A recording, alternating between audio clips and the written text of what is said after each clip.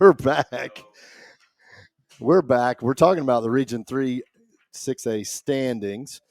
South Cobb is 1-1, and then you've got Osborne, Pebblebrook, and Paulding County winless at the bottom of the region. So tonight's game will be another non-region game for Harrison before region play starts in the following week as the Hoyas go to Pebblebrook. So the rest of the region is going to also be playing non-region games tonight. Hillgrove will be at McIntosh. That should not be much of a problem for Hillgrove. McEachern will be at Marietta.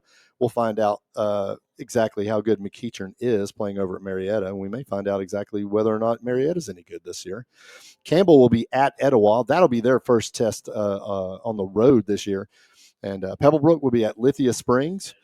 And Paulding County will be at home against East Paulding. We saw them in the scrimmage. We know they have some talent, so that might give Paulding County a little bit of a run.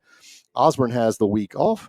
And then South Cobb will be at Drew High School to see if they can't add to their win total. Their one win total, they're 1-1 on the year. That one win broke a 30-plus game losing streak for the team from South Cobb High School. So that's the way the Region 3A, 3-6A standings lay as we get ready to dive into our last non-region game. And again, the North Paulding Wolfpack come from the same region as Wheeler, which is actually the region that we match up with in the first round of the state playoffs. So seeing these two teams will really give the Hoyas a good indication of how they are going to match up potentially if they make the playoffs in the first round. And so that gives you a good idea of exactly what the region looks like. And I think we're back now fully after Adam broke the Cardinal rules. And it tricked me, Terry. I was just trying to I was trying to write my caption, and I hit that right as the thing came down. Yep, we're gonna have to deactivate that. That's awful. Yeah, we'll have to deactivate that. Awful. So we're gonna take a quick commercial break, and when we come back, we will have our ducks in a row, even better. But you're listening to HNS Radio on HNS.com and on Podbean.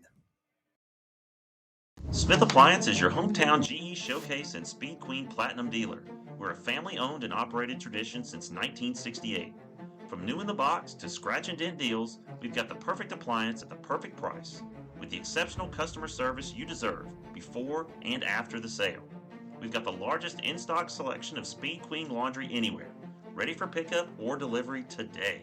Visit us in Marietta or Hiram, or shop anytime at smithappliance.com. Every winning team has a game plan, and so should your healthcare. Innovation Compounding Pharmacy in Kennesaw creates custom medicine for kids, adults, and even pets. From allergy-friendly formulas to personalized hormone therapy and pet meds that go down easy. They're a trusted national leader in personalized medicine, and they're right here in our own backyard. Local, dependable, and ready to help.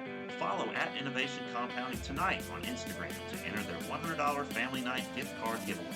Innovation Compounding, supporting your wellness locally. Look, speed isn't given, it's earned. In the reps, no one sees. In the work, most won't do.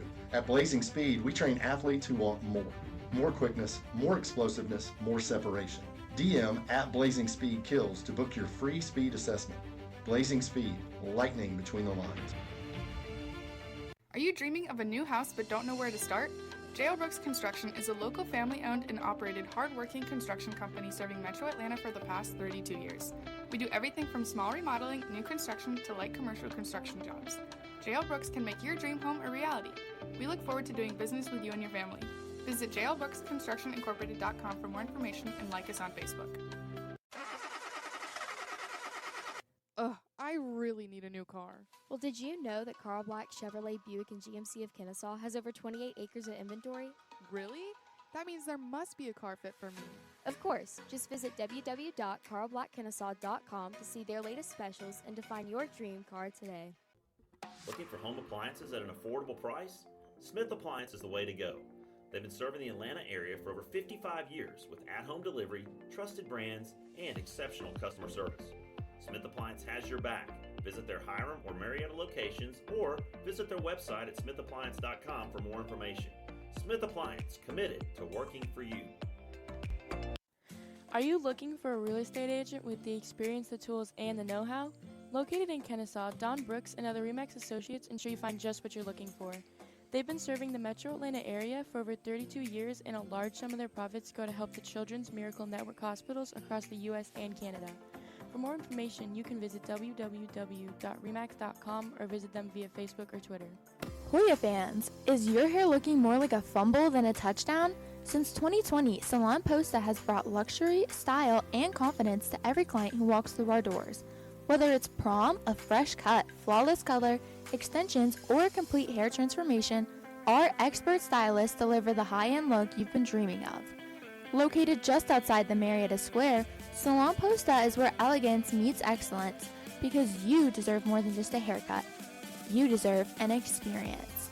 Book your appointment on salonposta.com and see why we're Cobb County's 5-star salon for style that wins every time.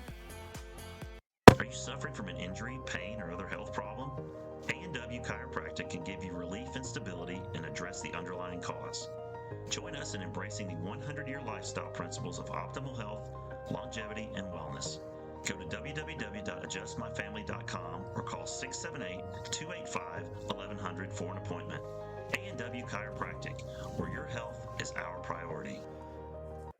And welcome back. You're listening to HNS Radio. This is the pregame show where we're going to be bringing you Harrison versus North Paulding from Cobley Stadium here on the campus of Harrison High School. Before the break, we were kind of going over Region 3 standings and, what every team is playing tonight or who every team is playing tonight. And, Adam, I think now would be a great time to talk about just one of the oddities in high school football that we saw last week was playing the same team and getting down to the same team at the same score, virtually almost identical in time as we did the year before. Yeah. I mean, when we think about last year with Wheeler, it was really just kind of out of the gate. They really just kind of, it's almost like they started the game and we didn't, and we made a lot of mistakes early on, had some turnovers, and really put us in a hole.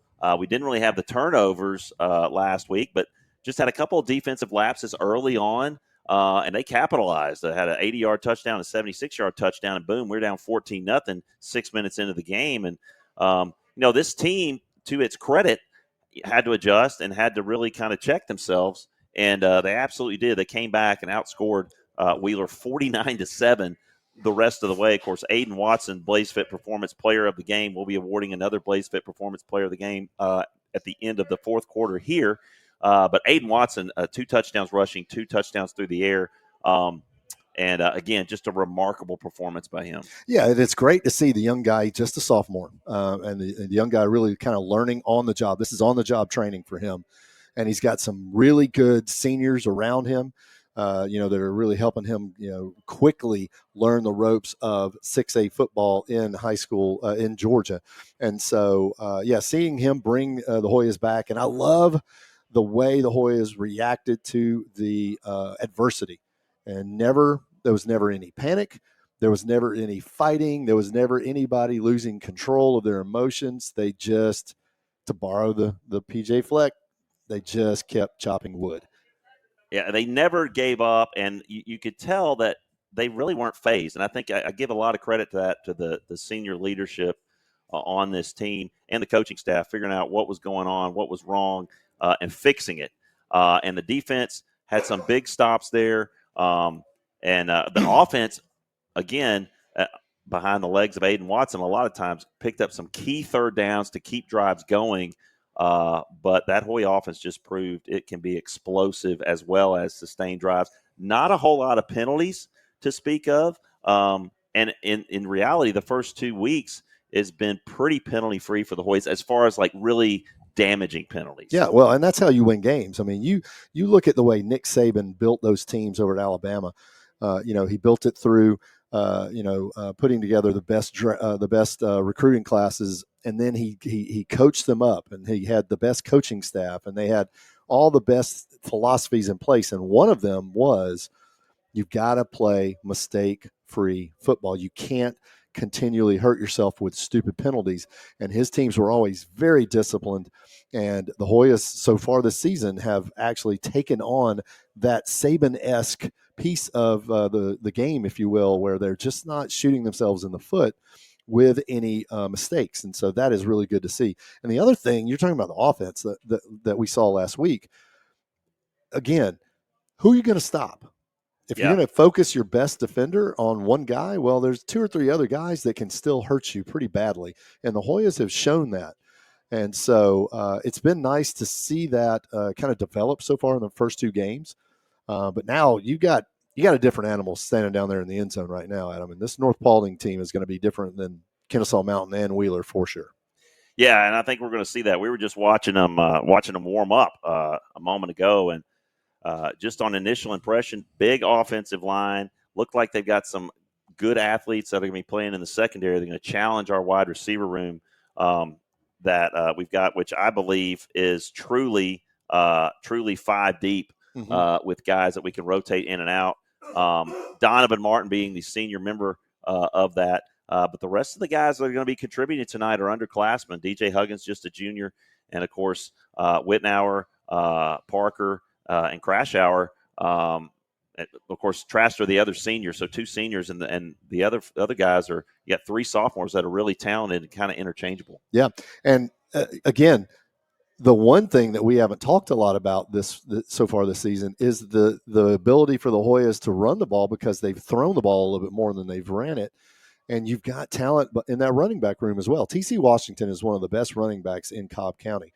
And if they need to turn to him, we know that they will. And if they need to grind it out to finish a game, we know we will probably see that. And if it's not him, then it's a bevy of other running backs that are just coming off the sidelines whenever the Hoyas need anything. And again, it's just a pick your poison type of situation. Who are you going to stop? Because you can't stop them all. Yeah, you can't stop them all. I mean, heck, our Blaze Fit Performance Player of the Week 1, was Colin William, who was just consistent all the way through. Finally got his first touchdown as a Hoya. That was super special in that victory. But again, he's another one of those guys that can give you something a little bit different. You've got the hammer with Washington, who also brings some speed too. But William he's kind of got that body type, that low to the ground, stocky, but yet very powerful, and also very elusive, and just a very intelligent runner. We also saw the emergence of Jermaine Hill last week, who really keyed the second half, one of those touchdown drives, ripping off huge chunks of yardage. So, we talk about the skill players, but in all reality, it's won and lost at the line of scrimmage. Can the Hoya offensive line deal with what the North Paulding defensive line is going to bring at them tonight? And can the front 7 of the Hoyas manage to disrupt and hopefully make Tyler Nair a little bit uncomfortable in that pocket? Yeah, and this North Paulding team, Adam, has played 2 pretty good teams coming out of the gate. They played Parkview at home and beat them 41-27 in week 1, and then last week played East Paulding at East Paulding and put 45 on them. Gave up 30, and that's not surprising because we saw East Paulding in that scrimmage. Yeah, and they've got some skill guys that can flat put it down and pick it up, and they can run. And their defense, I think, from what I was talking to Coach Gerda today, as we got a BJ Locke sighting down on the track along with Rex down there. First time we've seen him in a while. I talked to him a couple weeks ago, but talking to Coach Gerda, he was like, East Paulding takes a lot of chances on defense, and it didn't exactly work out for him last week against the Wolfpack. So hopefully the Hoyas have something in store for that North Paulding defensive package here tonight. I'm sure Coach Thompson and his crew, from all indications of people we've been talking to, this could be the 2 teams together. Or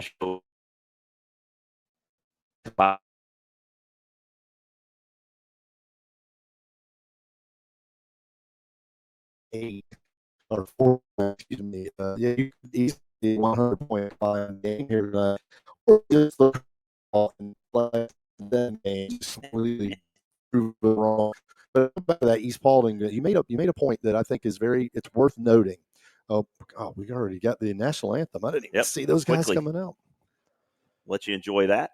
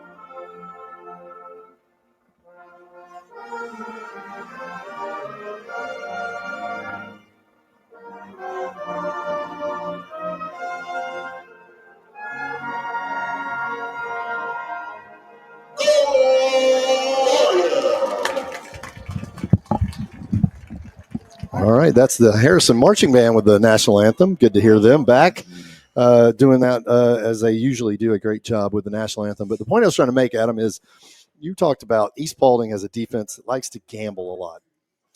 Well, if you go up against a well-coached team who is very disciplined, they're going to take advantage of that. And that's what's across the way right there. That is a well-coached, very disciplined team. Their coach, he came from Florida. He had a lot of success down in Florida, Don Stark. In fact, he's got a 98-66 career record in football at the highest classifications. Actually had a lot of success at a few stops in Florida before he came to North Paulding, where he's got a 30-26 record. And we saw that last year over at their place. How well coached they are is just in the one portion of the game that is blocking. Yeah, again, a remarkable job of teaching those kids, those linemen, not just the linemen. The tight ends killed us last year too, and the ability to set the edge, and then the running backs could just basically run behind it, including the quarterback took advantage of us a little bit too. But that was one where we had a chance to win at the end, and had a field goal block there in the last seconds to win or to tie it, and it was a long attempt as well, but. An exciting game nonetheless. Hoyas looking for a little revenge tonight. And, I was looking over our sponsors for this year. Obviously, we have a couple of new sponsors, a Salon Post, a GHSA scoreboard sponsor, Innovation Compounding, our kickoff and red zone sponsor, A&W Chiropractic, our touchdown sponsor, probably the sponsor that has benefited the most this year, as the Hoyas have put the ball in the end zone 14 times through 2 games. So that was a wise call to grab up that sponsorship. Smith Appliance, Timeout, and Stanfield Third Down sponsor. Blaze Fit Performance, player of the game sponsor. Carl Black Chevrolet of Kennesaw, our halftime and first down sponsor. And, of course, our live chat, as always, brought to you by the Hoya alumni. Our game day sponsors, Signs and More, Ortho Express, Otter's Chicken, Post CPAs, J.L. Brooks Construction, Don Brooks Remax around Atlanta, Kennesaw Embroidery, MMP Customs, and Walk-Ons at the West Cobb Avenues. And would still love to have a pregame show sponsor for sure. That would be nice. So, this is true. Still on the lookout for that. But as of right now, it is the H&S Radio pregame show. Which I like the sound of. Which is with myself, of course, and Coach Kemp here, as we are about 7.5 minutes away from the Innovation Compounding kickoff and the start to the last game of the non-region schedule for the Hoyas here in 2025. And I think it's that time. You sure you want to do this? Yeah. All right. So. It is that time. It is time to start our yearly competition with college football picks. Love it. This is going to be such a great weekend because there are some, I don't even have a good enough adjective for the size of some of these games. Just monstrous games that start at noon tomorrow. I mean, think about that. We are less than 24 hours away from 1 and 3 kicking off in Columbus. Oh, by the way, it's Lee Corso's last game day. Tell me there aren't going to be some tears shed on that. Wow, that's going to be must-see TV, no doubt about it. And then it just doesn't stop. I mean, you've got it all day Saturday, then you've got it Sunday, then you've got, Bill Belichick making his college football coaching debut Monday, North Carolina. I mean, golly, it's a great time of year. It's going to be a great weekend, and we've got 5 really, really good games to pick here. Solid games for sure. Since I'm a gentleman, all right, I will let you go first and pick on the first one. Okay. The first one, we've got number 8, Alabama at Florida State. Okay. The Cinnamon Rolls. Yeah, I am. I'm not going to hesitate really on this one. I'm going to go with Alabama on the road with this one. I think they've got a lot to prove. The Florida State quarterback has been chirping quite a bit. Of course, he's the transfer from Boston College. And I think Kalen DeBoer realizes the impact that a loss would have here early, especially to a Florida State team's coming off 2-10 season. So I'm going with Bama. Look, if you're a transfer quarterback from Boston College and your name's not Matt Ryan or Doug Flutie, it doesn't matter what you're chirping. As I kind of put on my Pat hat for a second. Listen, Alabama is going to roll Florida State. They are favored by 14 and a half. if I were a betting man, I would absolutely take the Tide to cover that. I am going to agree with Adam, and I am going to say Alabama rolls, which I hate saying, but anyway, Hey, I'll say it. It happens. Okay, the next one, number 9 LSU at number 4 Clemson. This is a monster game tomorrow night. Huge. Someone is going to be looking on the outside in at the end of this week as far as the college football playoff between these two teams. Yep. I'm going to go first, and Okay. I'm going to say that I think Clemson is absolutely one of the best teams in the country. I think this is one of Dabo Swinney's best teams he's had in a long time, and I think LSU struggles winning big games. I think that they are just not quite ready to win in the purple and orange Death Valley. So I'm going to go with Clemson. Okay, got a little disagreement here. I'm going to go against convention here. LSU, I think, has lost their last 6 opening games. They're 0-6, which means Brian Kelly has not won an opening game. LSU managed to cherry pick one of the best receivers in the SEC from Kentucky, Barry Brown. He is now an LSU Tiger and is going to be receiving the ball from Garrett Nussmeier all year long. He's probably going to be an All-American. I think LSU breaks free of the jinx. I think LSU's defense is much improved this year. It was a disaster 2 years ago. I think LSU goes in there and gets the victory. Wow. I guess that's a mild upset. That would actually be a monster upset. 9 versus you 4. look, yeah, but you look at those rankings early in the year. Nobody that mean knows a lot. what's going on. If you win at Clemson, you've done something. Yeah. I mean, let's just be honest. So, that's a night game. Yeah. Yeah. I hope I'm still awake for that one. Go Barry on. Go Barry on Brown. Okay. I'm on root for Barry on. All right, the third one. This one is in Atlanta. This is actually one of the kickoff classic games at Mercedes-Benz this weekend. It is Virginia Tech versus number 13 South Carolina. All right, this is me, right? You go first. All right. I think this is South Carolina. I think South Carolina wins this game. Lenore Sellers is I think a legitimate Heisman Trophy candidate preseason. He's just got so many tools, and Shane Beamer is a pretty good coach. He is. And as the big Kentucky South Carolina rivalry, he's kind of gotten us the last couple of years, but.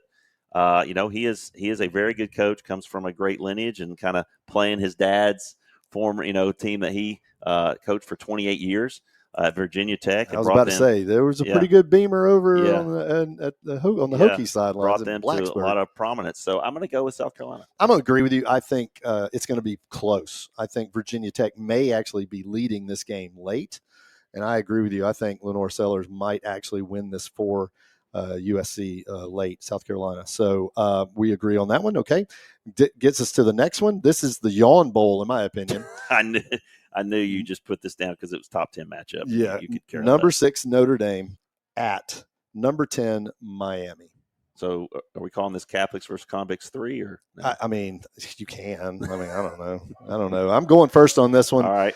Like I said, this is I really don't care bowl. I know Notre Dame had a great finish to the season last year. Yay for them. I think they're always overrated. And they are gifted a lot of things from the schedule gods and the network gods. But anyway, I digress.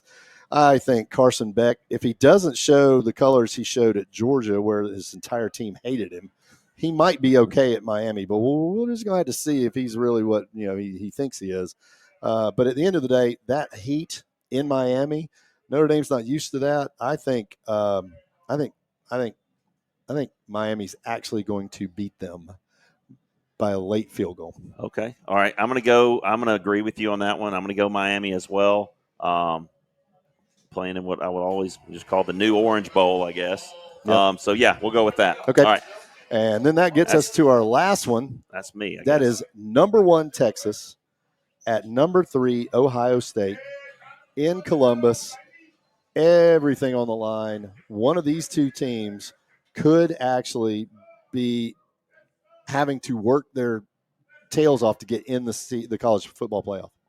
I'm going to go with Texas, Arch Manning. I think that Texas just has too much talent all over the field. It's just an overall talent mismatch. So I'm going Texas. All right. I'm going to go with Ohio State at home. They don't lose at home often. They are the defending national champions. They have the best receiver in the college universe. And if they can get him the ball 15 times on Saturday, then they're going to have a good day. So we disagree with a couple of those, and it's going to be interesting to see. But, hey, let's get a kickoff, Adam. Innovation Compounding kickoff is away, and it's going to go into the end zone. Hoyas will take over on the 20-yard line. That kickoff with number 19, Tyler Neer. And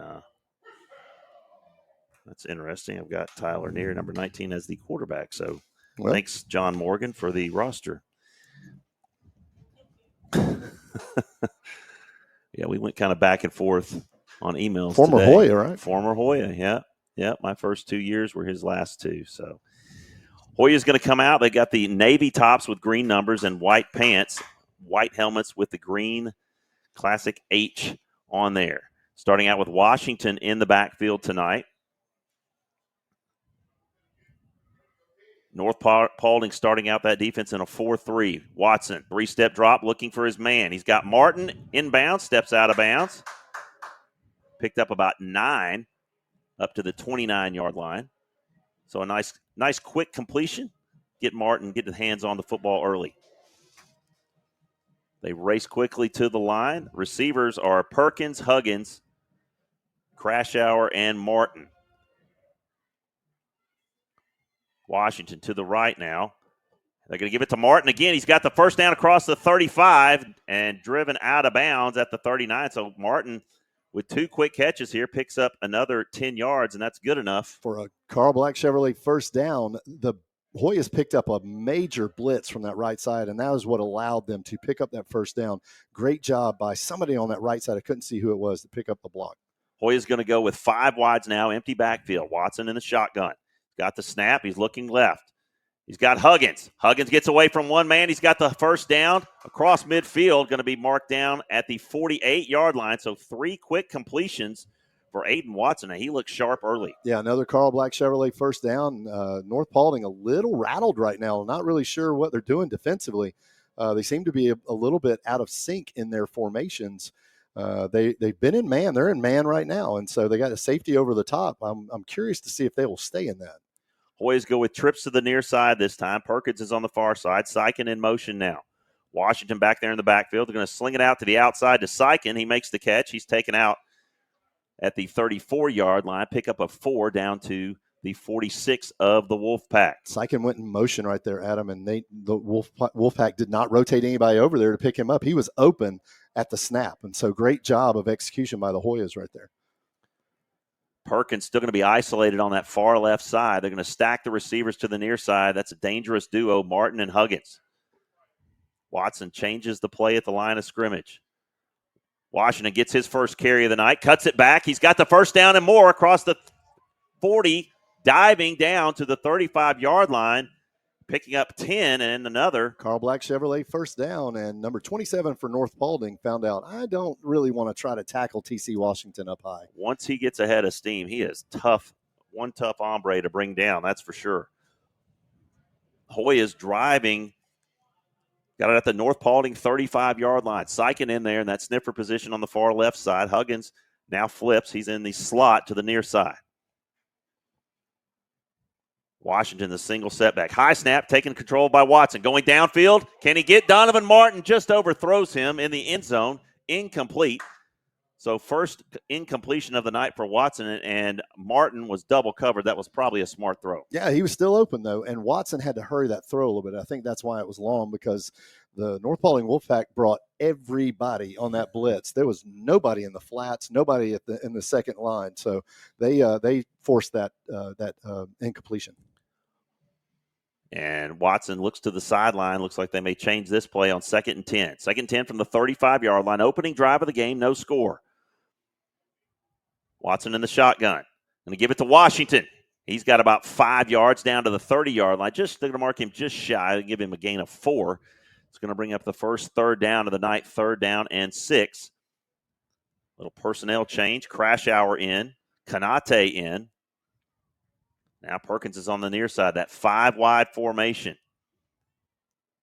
It's proved very dangerous thus far early in the season for the Hoyas.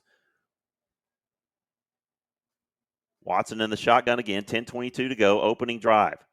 Wolfpack shows blitz. Watson steps up. He's looking for a man. He's got Martin in the end zone. Touchdown! Donovan Martin right in the breadbasket for another A&W Chiropractic touchdown, his second of the year, and the Hoyas take an early 6-0 lead. Wow. They went right down the field. That didn't take long. No, that did not. 1 minute and 48 seconds, and the Hoyas are on the board, 80 yards with a 30-yard completion. Aiden Watson to Donovan Martin. And the Hoyas, it looks like they're just getting started and picking up where they left off last week. Yeah, I was watching right after he made that catch as North Paulding realized that the Hoyas had just gone down the field on them pretty quickly. They immediately headed over to the sideline, and their defensive coaches encouraged them to move quicker under the tent as they were all getting chewed a little bit. They did not look like they knew what they were trying to stop at all. Yeah. They were confused on almost every play the Hoyas ran. All right, interesting move here. There's a penalty on the extra point, and the Hoyas are sending in their heavy package here. Well, they've got Oscar McAdoo. It's against their point after team, so we should be able to take advantage here. Watson under center this time. Gives it to Jermaine Hill, and he gets the 2-point conversion. So they fake it to the up back this time. They gave it to him last week. That was Garcia, but Jermaine Hill sneaks it in for 2. So the Hoyas lead 8-0, and you get a sense, Terry, that Coach Thompson is like, this is going to be a shootout. We're going to get as many points as we can when we can. But also that's an opportunity to take advantage of the personnel advantage. Yeah. And if Paulding County did not take a timeout there or sub en masse, and their whole defense tried to get out from under the tent and get back to the sideline, but they didn't do it in time. And so they basically ran that 2-point attempt against the point after team, which is going to be a much smaller unit. And that's advantage Hoyas. That's advantage coaching staff, noticing that, taking advantage of that penalty, taking the ball from the 3-yard line to the 1.5-yard line and putting 2 points on the board instead of 1. We're always good for that. Yeah, if you had Hoyas up 8-0 early on your bingo card, congratulations. All right, another A&W Chiropractic touchdown immediately followed by an Innovation Compounding kickoff that goes into the end zone. So right out of the gate, Hoyas 1:48 in, up 8-0. And, I mean, we got crowds still filing in here. They missed a heck of an opening drive. Yeah, the North Paulding side is completely packed almost. There's a few seats here and there. Their student section is well represented, that's for sure. But now we're going to get to see this is a matchup that I wanted to see.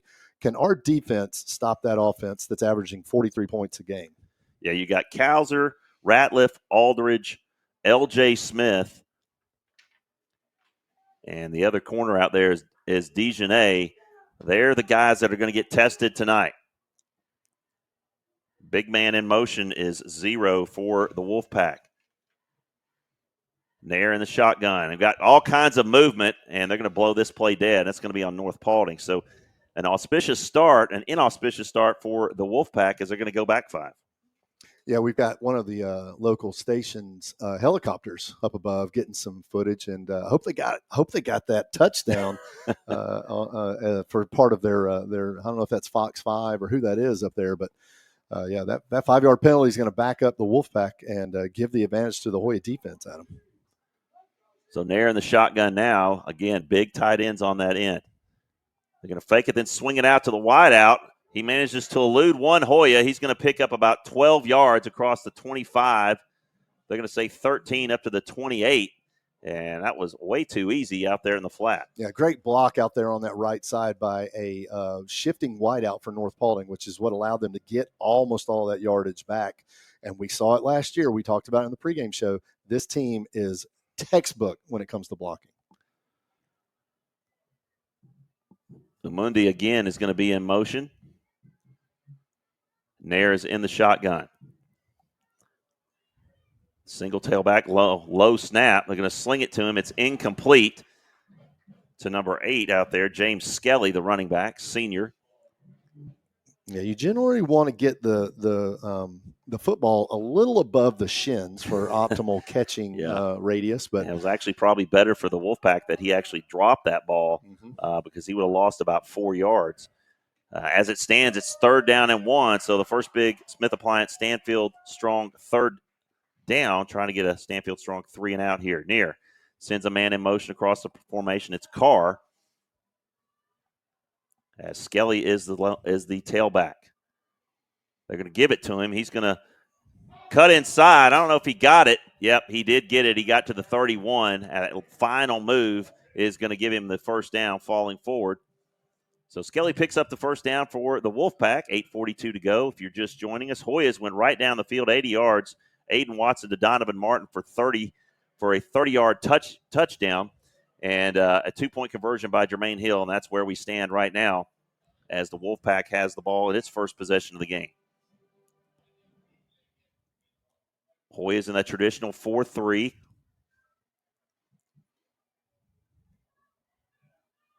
They got heavy to the right side of that formation. They're going to send a man in motion again. They're going to hand it to Skelly. He's got good blocking out in front, but nice knifing in there. I think that was L.J. Smith who blew that play up, and Bentley and Dejanay came and cleaned it up for minimal gain there. Nice job. Yeah, you can go ahead and call Reese Bentley the cleaner right there. They were holding up the North Paulding Wolfpack running back, and Reese Bentley came in and cleaned the mess up. He told us, he says he loves doing that. 2nd down and 9 from the 32-yard line. Nair has it in the shotgun. Rolling right. Pressure from the backside. Tipped and incomplete. And getting his hands on it, I believe that was Graham Aldridge, and we got a Hoya down. That's number 2 down there. L.J. Smith. Looked like he may have gotten clipped there. And immediately, Evan Tillman comes off the bench just to see. He may be his replacement as the athletic training staff. And Tamara McIntyre from PT Solutions taking care of LJ on the field there. So incomplete. It's going to bring up a 3rd down and 9. When we get back, we're going to take a quick commercial break. You're listening to Harrison Hoya Football on HNS Radio. Are you suffering from an injury, pain, or other health problem? A&W Chiropractic can give you relief and stability and address the underlying cause. Join us in embracing the 100-year lifestyle principles of optimal health, longevity, and wellness.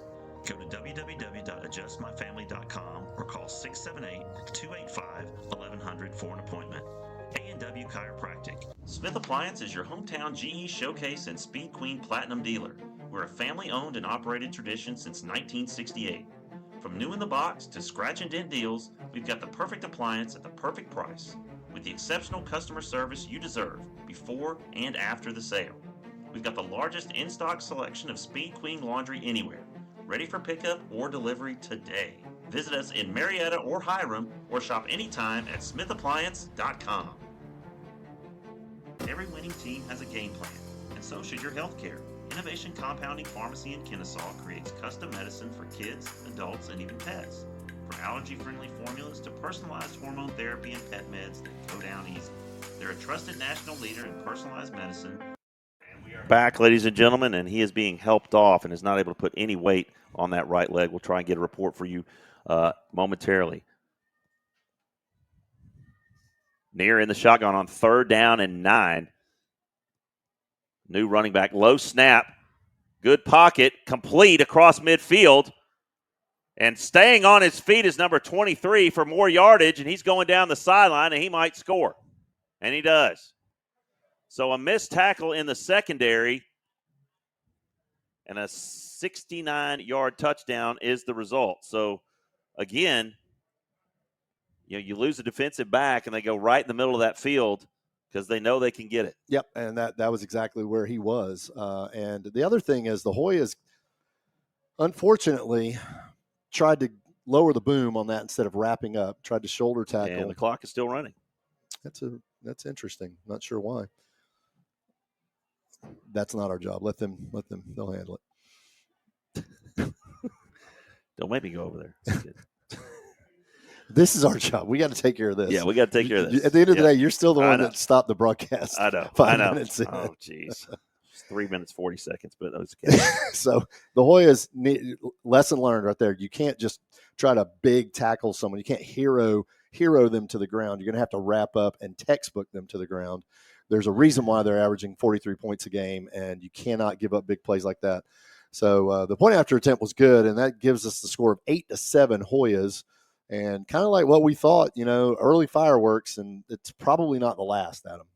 Yeah, definitely not. So we've got a good one here. I want to shout out a couple of listeners here. Of course, Sam Prazer's listening with us. Carrie Stevens, who's with us every week. Justin Garner is a new listener, as well as Randy Crump, who's with us. Derek, Randy. Yep, Derek Huggins, Melissa Jones, Stephen Burton. Corey Bellamy was right out of the gate, so we appreciate him. He's one of our super fans. In addition, Jonathan Walker and Blazing Speed, and we have an innovation compounding kickoff that's fielded at the 2.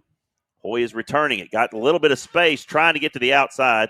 Can't quite get to the 20 as Cowser's taken down at the 19-yard line. That's where Watson and the Hoyas will take over. Emily McGinnis listening. Glad to hear from you, Emily. Bob Hawkins as well is with us. Gregory Conboy, another super fan.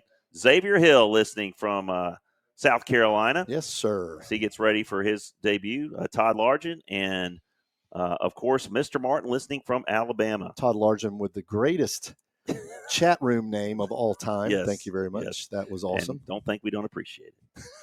Because we do. Yep. 1st and 10 from the Hoyas at their own 19-yard line, leading 8-7. Swings it out to Huggins. He eludes one tackle and then skips out of bounds. He's going to pick up about 9. Actually, that's going to be 11. And that's going to be good enough. Carl Black Chevrolet first down, and North Paulding made the same mistake we did there. They didn't wrap up, and Huggins was able to squirt free for a great first down. And Mr. Martin is at the game tonight, so glad you're seeing what we just saw earlier. 1st and 10 from the 30-yard line. Watson sends a man in motion. It's Huggins. He's looking the other way at Martin. He's got it and dropped it at the 35 as the defensive back was right there. I believe that was for the Wolfpack, number 21, Obi Duru, was right there all over Martin. Yeah, he got there right at the same time as the ball. That's a great play defensively because that's really the first time they've stopped our passing game. Not playing too far off our wideouts here, only about 5 yards. Watson looking quickly at Martin again, turns, makes a nice grab, and he's going to pick up about 9. He's driven out of bounds at the 39-yard line. That ball was in the air before he even turned around. That was amazing that he even located it. That was a major league pitch and catch right there by those two young men. They executed a play that even the college level guys struggle sometimes with, those timing routes where the ball's released before he gets out of his break. When he gets out of his break, the ball's right there. That's exactly what that was. Great execution by the Hoyas. So Martin, Parker, and DJ come off, and Oscar and Trey Lilly come in, the heavy package. Watson under center now. Little hesitation, and Jermaine Hill is not going to get it. That got blown up at the point of attack, and they're going to say he only lost a yard. So now it's going to bring up 4th down and 2. Yeah, it looked like he actually was going to lose more than a yard. So we're going to see the Hoya. Is this the punt team coming out? Well, Watson is the punter, yeah, and he's lining up at the 25, so the Hoya is going to be punting it right back to the Wolfpack. Well, if this were the Archer game from last year, that one stop would have won the game for whoever got it. So Duru is back to return it, standing at his 35. Watson drills this one. He's going to let it bounce, and it's going to bounce out of bounds. See where they mark this one. I think they're going to mark it right about the 32-yard line. I have yet to see a mark. 27. Oh, it got a little bit of a break there. 23-yard line, okay. Or excuse me, you're right, 27. 28-yard line. Ish. Somewhere in that neighborhood. Somewhere in the neighborhood of that. So Nair and the Wolfpack will take over at their own 28-yard line, trailing the Hoyas early here, 8-7. Again, a lot of scoring early, both teams scoring on their first drives, and the first stop of the game was by the Wolfpack. A lot of shifting on the Hoya defense. Empty backfield. Now they're going to shift a man into the backfield for the Wolfpack. That's Martinez.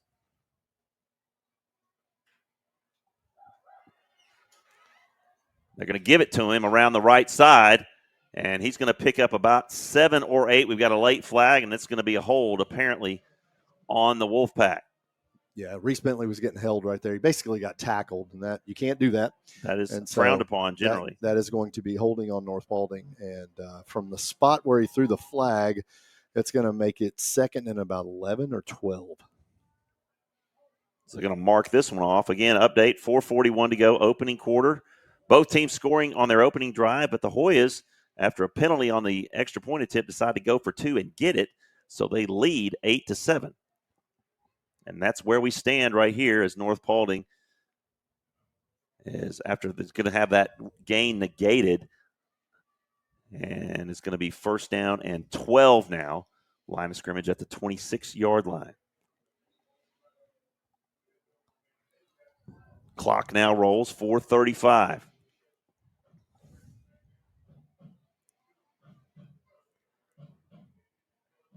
Martinez is the lone back for the Wolfpack. Nair gets the snap, fakes it to him, rolling right. Looking, down the field, caught, and out of bounds at the 43-yard line. So Hoya is just playing a little zone coverage there, and they found the opening. And we're going to get some scores from Terry. Oh, we are? Okay, sorry. I'm having a hard time getting anything to load because there's so many people here, and that one cell phone tower just doesn't work. Walton 7, Roswell 7, that's in the first.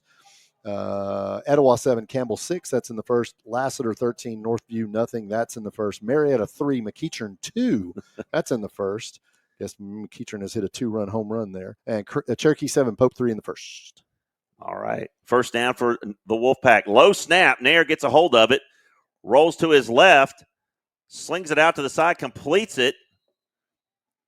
And that's going to be good for a first down up to the Hoya 45-yard line. So the Wolfpack moving the pocket away from the Hoya pressure and having some success here on this drive. Yeah, those scores brought to you by Salon Posta and the GHSA scoreboard.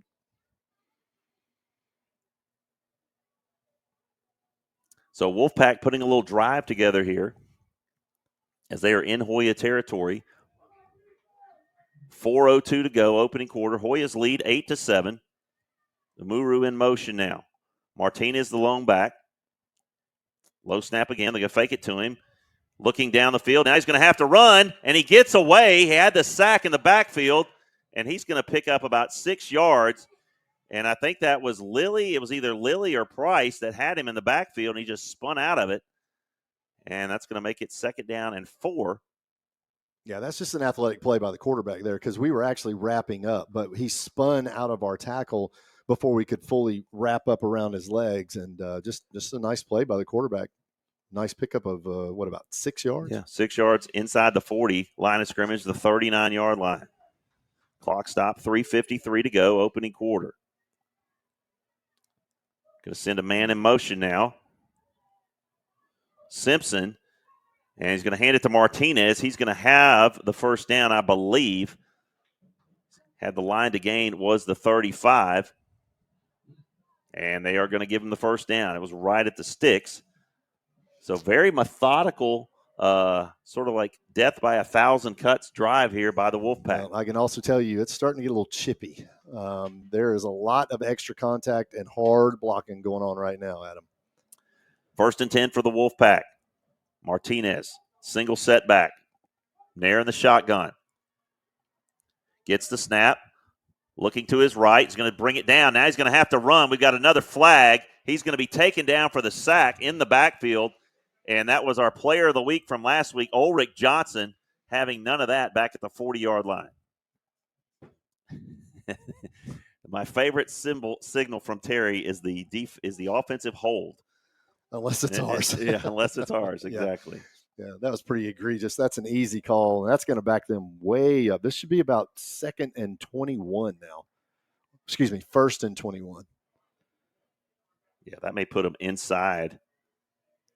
That may put them inside their own territory across midfield. Nope, they're going to say 45. So he threw the flag 2 yards behind the line of scrimmage. but they spotted it to walk it off from the line of scrimmage. So they're off by 2 yards. Help me understand I don't that. know. I can't. I can't do it. 1st and 20 now for the Wolfpack. Moving those big tight ends like chess pieces around that offensive line. Low snap again. They're going to hand it this time to the upback, Shelley. He's going to rip off about 9 yards off right tackle and get most of that penalty yardage back. Going to bring up 2nd down and 11. Those low snaps may come back to haunt North Paulding because the last 3 or 4 have been getting progressively lower. And eventually they're going to skip one across the turf back behind the quarterback. And he may have to get down on a knee to field one. Well, then you got to hope that the refs actually call him down. Yeah. 2:22 to go now, clock winding. Tight formation by the Wolfpack on 2nd and 11 from the Hoya 36-yard line. Tight end in motion. They're going to give it again, and he's not going to get anything. Nice wrap up there. I think that was Price coming from his defensive end position to wrap up the running back. It was. Big 3rd down here, Adam. This is going to be 3rd and 10 for the Hoyas. Chance for the defense to get off the field. The Wolfpack are in Hoya territory at the Hoya 35-yard line, and now just inside the 35-yard line as they respot the football. Yep. Key 3rd down here. 1:40 to go. Hoya is trying to turn away the Wolfpack. Skelly is the running back. Low snap again. Pressure in his face. He's going to have to get rid of it, and he overthrows his wide out. And nice job. That was Ulrich Johnson again providing the pressure, and it was just too much for Harrell, who was back there in the backfield trying to pick up that blitz. Yeah, they're having a hard time blocking Ulrich Johnson right now. He's in the backfield consistently almost every play, and they're going for this. They're not punting the football. Ball is in Hoya territory. They feel like they've got a handle on this Hoya defense. See what the Hoya defense can do to get this ball back. So 4th and 9, make it 4th and 10 from the Hoya 35-yard line. And we gave them a free 5 yards. So mental mistake there now makes it a more manageable 4th down and 5. That's what we were talking about in the pregame show. We have not seen that pop up much this year. And let's hope that penalty doesn't prove costly because 4th and 5 is a lot different than 4th and 10. Yep. Opens up the playbook a little bit more, and you're a little bit deeper in Hoya territory. You don't have to pay as heavy a price if you don't get it. 4th down and 5 now from the 30. Skelly in motion. He's going to settle into the slot now. Low snap again. Nair. Pocket collapsing a little bit, and nice breakup by Reese Bentley. The receiver had it in his hands. That was Parker Jordan. He would have been short, but Reese Bentley just stuck his hand in there and knocked it out. Hoyas take over at the 30. That was a big play early. That's a big time play by that linebacker right there. Reese Bentley absolutely gives the Hoyas back the ball with that defensive stop right there. Good job by the Hoya defense. Now they've matched their stop to the North Paulding stop, and now we got to go get some points because we're the only ones that have stopped us so far tonight. Yep. Hoya's going to open with 5 wides now. Perkins, Huggins, and Martin trips to the near side. Watson awaits the snap. He's got it. 3-step drop. Looking across the middle, he's got Huggins. 1st down and more. Spins across midfield, taken down at the North Paulding 48-yard line. That's going to be good for 22 yards for DJ Huggins, his 3rd catch of the night. And that's another Carl Black Chevrolet 1st down. And they don't seem to have anybody that can stop DJ right now. I don't think anybody does. Quickly back into that 5 wide. 33 seconds to go, opening quarter. Blitz and Watson gets away. He's going to sling it and caught by Perkins. He's in the open at the 30. Across the 20, 15, 10, 5. Touchdown, Parker Perkins. And Aiden Watson's just throwing his hands up. Where did Parker come from? It looked like he came out of the offensive tent. I didn't even see him. Because he was in the flat about 5 yards past Huggins. It looked like he was trying to get the ball to DJ. He threw it behind DJ, but I guess he was seeing Parker the whole time. and Perkins is in the end zone. And great Another block. A&W Chiropractic end zone, just a great pickup. A great block down the field Wow. by, I believe that might have been Crashauer. I couldn't really tell, but that block got him in the end zone. Extra point is up, and it is good. And the Hoyas take an 8-point lead 15-7 now. And that A&W Chiropractic touchdown from Watson to Perkins. And again, Terry, you mentioned it so many times. Who are you going to stop? You can't cover. You can't cover you can't cover DJ. Nope. And Martin's got 3 catches already. And here comes Parker Perkins catching a big touchdown pass from Aiden Watson for 48 yards, and just offense, just all over the place. You get the feeling that this is going to be one of those kind of games, Adam. Oh, yeah. We are almost done with the first quarter. 18 seconds left. It's 15-7 Hoyas, but it just feels like that is just a taste of what's to come in these last 3 quarters. Yep. So buckle up, folks. If you're listening right now, please share the broadcast with someone that you know, or 3 people, or 5 people, or 10 people that you know. Trying to get a large audience here as we get set for the Innovation Compounding kickoff. The 3rd one of the night already for the Hoyas. As this is a short one, little confusion there. Fielded at the 5. And he's going to try and get the sideline. He steps out of bounds, and we've got multiple flags. And I think this one's going to be coming back as well. I think Bentley got held again. So we'll have to wait for the official call. 18 seconds to go in the quarter. So Johnson has been a problem tonight for the North Paulding offense, as that defensive unit with a big stop, and the Hoya offense just kept rolling. Well, now you know why he got, or how he got up to the 40, Adam. There was a little bit of a holding. I think they could have called multiple holding penalties right there. But, we talked about that last year over at their place, where we just saw a textbook exhibition of blocking. And if you're textbook blocking, it is borderline holding every time. But if you're doing it really well, you don't get caught. Well, they've gotten caught a couple of times tonight, which is fortuitous for the Hoyas. Truth. The running back for the Wolfpack now is Harrell, number 7. And he's back there with Nair. Of course, also Nair's younger brother, sophomore, Bryson Nair, is lined up as a wideout. And they're marking this one, walking it back right to the 20-yard line. And that's where the Wolfpack will start with 12 seconds to go here in the opening quarter. Again, you're listening to H&S Radio on hnsradio.com and the Podbean app. Adam Freeman alongside me, Terry Kemp, Cobley Stadium. Hoyas lead 15-7. Nair in motion now. And Nair, the elder, is in the shotgun. Little handoff, and not a whole lot of running room out there. He's going to have to try and get to the outside. He can't. And he maybe dove for a yard. And that's going to be the final play of the first quarter. So at the end of 1, Hoyas lead the Wolfpack 15-7. And we're going to get you to the Salon Posta GHSA scoreboard. Yeah, we're going to definitely do that, because there are some pretty big games going on around the area, and we want to keep you updated, but can only keep you updated if my phone loads and look at it spin. We did see Walton and Roswell playing earlier. That's one of the games we want to keep you guys updated on, but also there's some important games involving some of our region opponents that are going on. And here we go. Sprayberry 21, Kennesaw Mountain, nothing. That's in the first. Lassiter 20, Northview, nothing. That's in the first. Of course, our score here is Harrison 15, North Paulding 7 going to the second. Etowah leads Campbell 14-6 in the first quarter. McEachern leads Marietta 9-3 in the first quarter. Sequoia shocking Kell 10-0 in the first. North Atlanta 14, Wheeler nothing. That's in the first. Hillgrove leads McIntosh 7-0 in the first. River Ridge leads Allatoona 7-0 in the first. And Woodstock leads North Springs 7-0 in the first.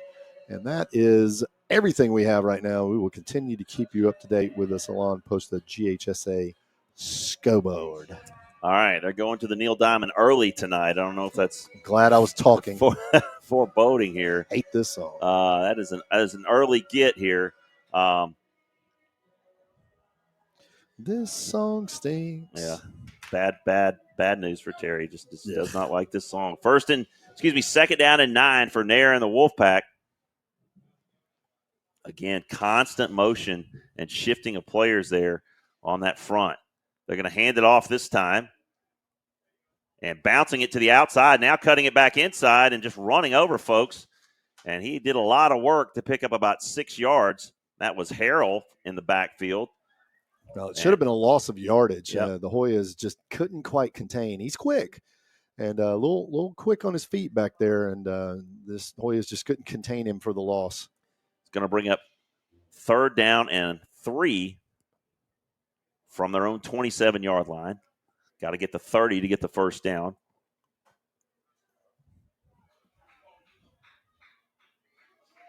So the linebacking core of Bentley, Johnson, and Rudd. Rudd's going to put his hand on the ground this time. Nair in the shotgun. Going to give it to him again. He's got the first down. Nice tackle there by Johnson, but not before he falls forward and gets the North Paulding first down all the way up at the 32-yard line. Pickup of 6. So looks like pretty obviously tonight that tackling is going to become so important against this North Paulding offense. They are so explosive, and you are just going to have to textbook on every play. You got to. 10:50 to go now in the second quarter. Hoyas lead 15-7. Got a man in motion. It's Nair, Brody Nair, number 23. Another low snap. Clean pocket for Nair. He completes it at the 38, immediately tackled by Johnson at the 40. Pickup of 8 on first down. And that was the tight end, number 89, Presley Carr. Yeah, really well executed play right there by North Paulding. They cleared out the second level completely and matched up that tight end with one of our linebackers coming back across. So, and just plenty of room to run because we had moved everybody out with the receivers. And the throw was right on the money, allowed him to pick up 8. It's going to be 2nd down and 2 now as Carr goes out and Davis comes in, number 10. Harrell in the backfield with Nair.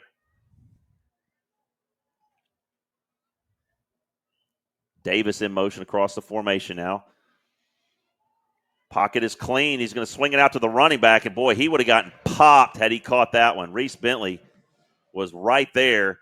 But he dropped it before I think he heard footsteps. Oh, he definitely heard Reese Bentley's footsteps right there because Reese still set him on his behind. Almost said the other B word, but great job by the Hoya defense right there. Sets up another opportunity to get off the field here, Adam. 3rd and short. 3rd and 2 from their own 40 this time. See what the Hoyas do defensively. It'd be great to get off the field. Bentley made a great play on that 4th and 5 on their last possession to give the Hoyas the ball back. 3rd and 2. Davis is in the slot. He was motion forward. Yeah, definitely. Big run for Harrell across into Hoya territory all the way down to the Hoya 39-yard line. I'm not sure big pickup. How does the line judge not see that? Yeah, he was the tight end they sent in motion that time was Cottingham, and Cottingham was definitely moving forward, and this isn't Canada, and that's generally frowned upon. Yeah, but it's only frowned upon if you get caught, and they didn't get caught. So it gives them another first down in Hoya territory. 8:50 to go. Hoya's leading 15-7. Amundi again in motion. That big tight end. Hand it to Harrell again. He's just ripping off chunks of yardage. Another first down inside the 30 this time to the 28-yard line. Pickup of 11. Yeah, the North Paulding run game has given the Hoya defense a lot of problems tonight. We're going to get a timeout here by Harrison. Going to get a Smith Appliance timeout. Hoya's leading 15-7, 8:33 to go till halftime. And we're going to take a short timeout as well. You're listening to Harrison Hoya Football on HNS Radio. Look, speed isn't given. It's earned. In the reps, no one sees. In the work, most won't do. At Blazing Speed, we train athletes who want more. More quickness, more explosiveness, more separation. DM at Blazing Speed Kills to book your free speed assessment. Blazing speed, lightning between the lines. Are you dreaming of a new house but don't know where to start? J.L. Brooks Construction is a local family-owned and operated hard-working construction company serving Metro Atlanta for the past 32 years. We do everything from small remodeling, new construction, to light commercial construction jobs. J.L. Brooks can make your dream home a reality. We look forward to doing business with you and your family. Visit jlbrooksconstructionincorporated.com for more information and like us on Facebook. All right, we are back, ladies and gentlemen. 1st and 10 for the Wolfpack. The ball is spotted at the Hoya 28-yard line. Hoyas lead 15-7 if you're just joining us. A couple of touchdowns, one to Parker Perkins, one to Donovan Martin, and a 2-point conversion by Jermaine Hill, and that's how we got the 15. And North Paulding had a big 69-yard touchdown, and that's how they got their score, and they are driving right now inside the Hoya 30 at the 28. You got to think at some point, if North Paulding scores a touchdown to get within another point of us, that they might think about going for 2, because they're going to have to deal with that point at some point tonight. Yeah. Cottingham in motion, going to hand it to Morris Martinez. Trying to get the edge. He's got it. Cuts it back inside, just kind of shifty. Keeps moving his feet down to the 12-yard line, 13-yard line. And that's going to be enough for a first down for the Wolfpack. And again, Hoya is just getting gashed on the ground, all reminiscent of what happened last year. Yeah, they are not having any problem running the ball. And again, they are very, very well schooled at blocking. And again, it's borderline holding, but it's only holding if you get called. First down and 10 from the Hoya 13. Amundi in motion. He did it again. Morris Martinez, gaping hole, diving, and I think he's going to be short, but inside the 1 for the Wolfpack, and they're going to bring in their heavy package. Yeah, it's another 10-plus yard pickup on the ground by this North Paulding offense. A little surprising. We expected them to throw it some more, but they've really kind of picked out a weakness in our defense against the run, and they've capitalized it, especially on this drive. So heavy package here on 1st and goal inside the 1. Send a man in motion, just shuffling across, trying to get across the goal line. He got stacked up, and I don't think he got it. And that was a direct snap to Skelly, and the Hoya defense on 1st and goal stands tall, and he may have lost a half yard. Yeah, they definitely moved the ball back a little bit from where it was spotted, so it's good job by the Hoya defense there. The defensive line got a good push right there. Skelly in the Wildcat one more time on 2nd and goal from the 1. Try the right side this time. I don't think he got it. The ball's on the ground. Hoyas say they have it. The ball's on the ground in the end zone. And, boy, you don't think they're fighting for that thing. Our ball. Hoyas have it.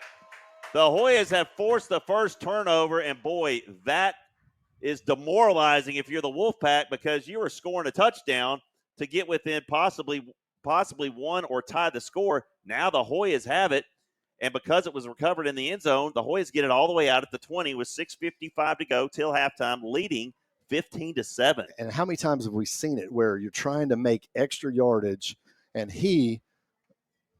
Simon. Oh, I see him. Yeah. And he was trying to make extra yardage there and just got popped. Yeah. And the ball came out as he was trying to spin into the end zone.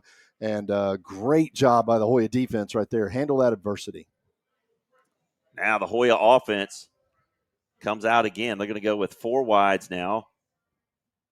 Send Huggins in motion this time. Watson. Oh, nice pickup by the defensive end. They were trying to get Huggins on that little middle screen there, and he had blockers in front, and had the lineman not gotten his hand on that, he might have taken that one to the house. Heads-up play. I believe that was the defensive end, number 9, Jaden Watson. Got a hand on it. Yeah, that's what you teach your DNs and your defensive linemen as you rush. Get one hand up, try to get it up in the passing lane, and that's what he did. 2nd down and 10 now from the 20. Hoya's going to go empty this time. North Paulding drops back in coverage, and this one is just slung out to no one. Looked like he was maybe looking for Martin. Martin sat down the route, but just a little bit out of his reach, and that brings up 3rd down and 10. Yeah, that was a 9-yard out route by Martin, but an 8-yard throw. So 5 wides again on 3rd down and 10. 6:30 to go. Hoyas need to convert as the defense was out for quite some time on that last North Paulding drive and forced the turnover. And it looks like right now we're going to get an officials timeout. Not sure what that is for. Maybe a clock issue, but the clock was not running. So 6:23 to go till halftime. They're going to have a conference, it looks like. I'm not exactly sure why he blew the whistle. Regardless, doesn't change the fact that it's still 3rd down and 10 for the Hoyas as the Wolfpack shows pressure right up the middle. Middle of the field is wide open as both those linebackers are coming. Watson in the shotgun. Quickly gets rid of it across the middle. He's got Huggins for the first down. What a grab by DJ Huggins. He just went up and got it at the 35-yard line, and that is a huge 3rd down conversion. Carl Black Chevrolet first down by the Hoyas right there, and they went right to where that gap was, and what a catch. Man, right on the money was that throw, and Huggins caught it, just went up the ladder and got it. 1st and 10 at the 35 now. Watson in the shotgun. Going to give it to Hill. He's got a little space. He's going to maybe get a yard or two. That hole closed quickly as he was running to the right side. 6 minutes even to go till halftime. Stick around for the Carl Black Chevrolet halftime show. We'll get you all the scores, and we'll get you updated on all of those as well. Hill remains the single setback for the Hoyas. Watson, he's got pressure in his face. He gets away from it. He's got a man, Martin, down the sideline, and did he get a foot down? He did. Nice work by Donovan Martin to get the first down. He saw his quarterback was in trouble. He did exactly what you said, Terry. He just kind of, in this case, instead of going towards him, he faded to the sideline, and on the run, Watson hit him for a first down. And North Paulding is starting to blitz on every down. They are bringing 7 guys. They brought 7 last time, so look for that to continue. Watson rolling to his right. Now he goes back to his left. He's got a man wide open. It's Hill. Breaks a tackle down the sideline. 20, 15, pushed out of bounds at the 11. And North Paulding doesn't really have an answer right now. No, they're blitzing because the Hoyas passing attack is having so much success. And when you blitz, you are leaving gaping holes open in the 2nd and 3rd levels, and the Hoyas are exploiting it, and they're picking up the blitz. That's the other thing. The O-line and the tight ends are picking up this pressure. First trip inside the Innovation Compounding red zone for the Hoyas. Line of scrimmage is the 11. Watson looking for the signal, looking to go up here by a couple of scores. North Paulding runs a guy off late. Boy, he got off the field. Hoyas should have taken advantage. Quickly, touchdown. Quick slant route by Donovan Martin, and he puts the Hoyas up 21-7. You know, it's not often where a play develops so quickly that you don't get a chance to talk about it. That happened so fast. What a great job by the Hoya offense right there to handle the adversity on 3rd and long down here and go right down the field and make it potentially 22-7 with this extra point. So Aiden Watson faked it to the upback Jermaine Hill and hit Donovan Martin on the slant for the NAW chiropractic touchdown from 11 yards out. And the extra point is up, and it is good. And the Hoyas are up 22-7, and the clock still rolling. So that extra point gave me an opportunity to look down there. I want you to look at all the people down there on that end of the stadium. You've got the North Paulding band, you got the Harrison band, and you've just got tons of people in the bleachers down there. And look at all the people on along the fence over there. I mean, it's going to take me forever to get home tonight. There's a lot of people here. There are a lot of people at this football game. I'd say easily there's probably 5,000 people here. I think that's pretty accurate. But more importantly, the Hoya offense continues to roll 22-7 with 4:36 left to go in the first half. And the Hoya defense has done a good job these last 2 possessions, and see if they can't get another stop here. We do not get the ball to start the second half, so would like to get the ball one more time before halftime. Castro getting set for the Innovation Compounding kickoff here, as the Wolfpack has its returners at the goal line, with single returner standing at the goal line. 4:36 to go till halftime.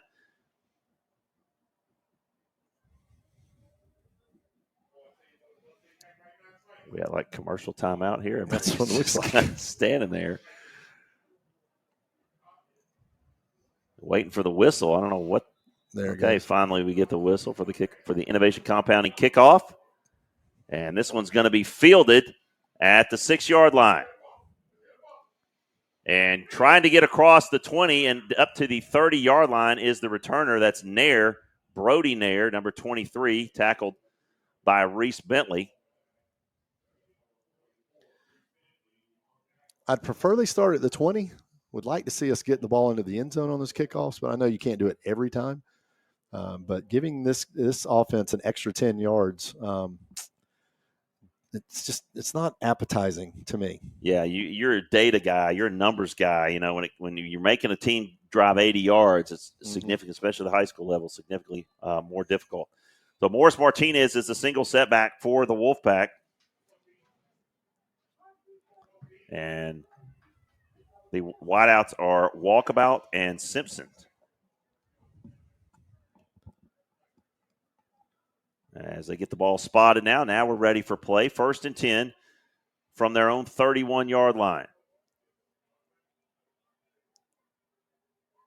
Simpson in motion now. Going to hand it to Martinez, and he is going to get driven backwards. And he was stood up at the point of contact, and Bentley cleaned him up. And they spot him back at the line of scrimmage. That is not exactly accurate, but we're just going to have to deal with it, I guess. We see it every Friday night. Every Friday. He did not get back to the line of scrimmage. So 2nd down and 10, and we are inside of 4 minutes now.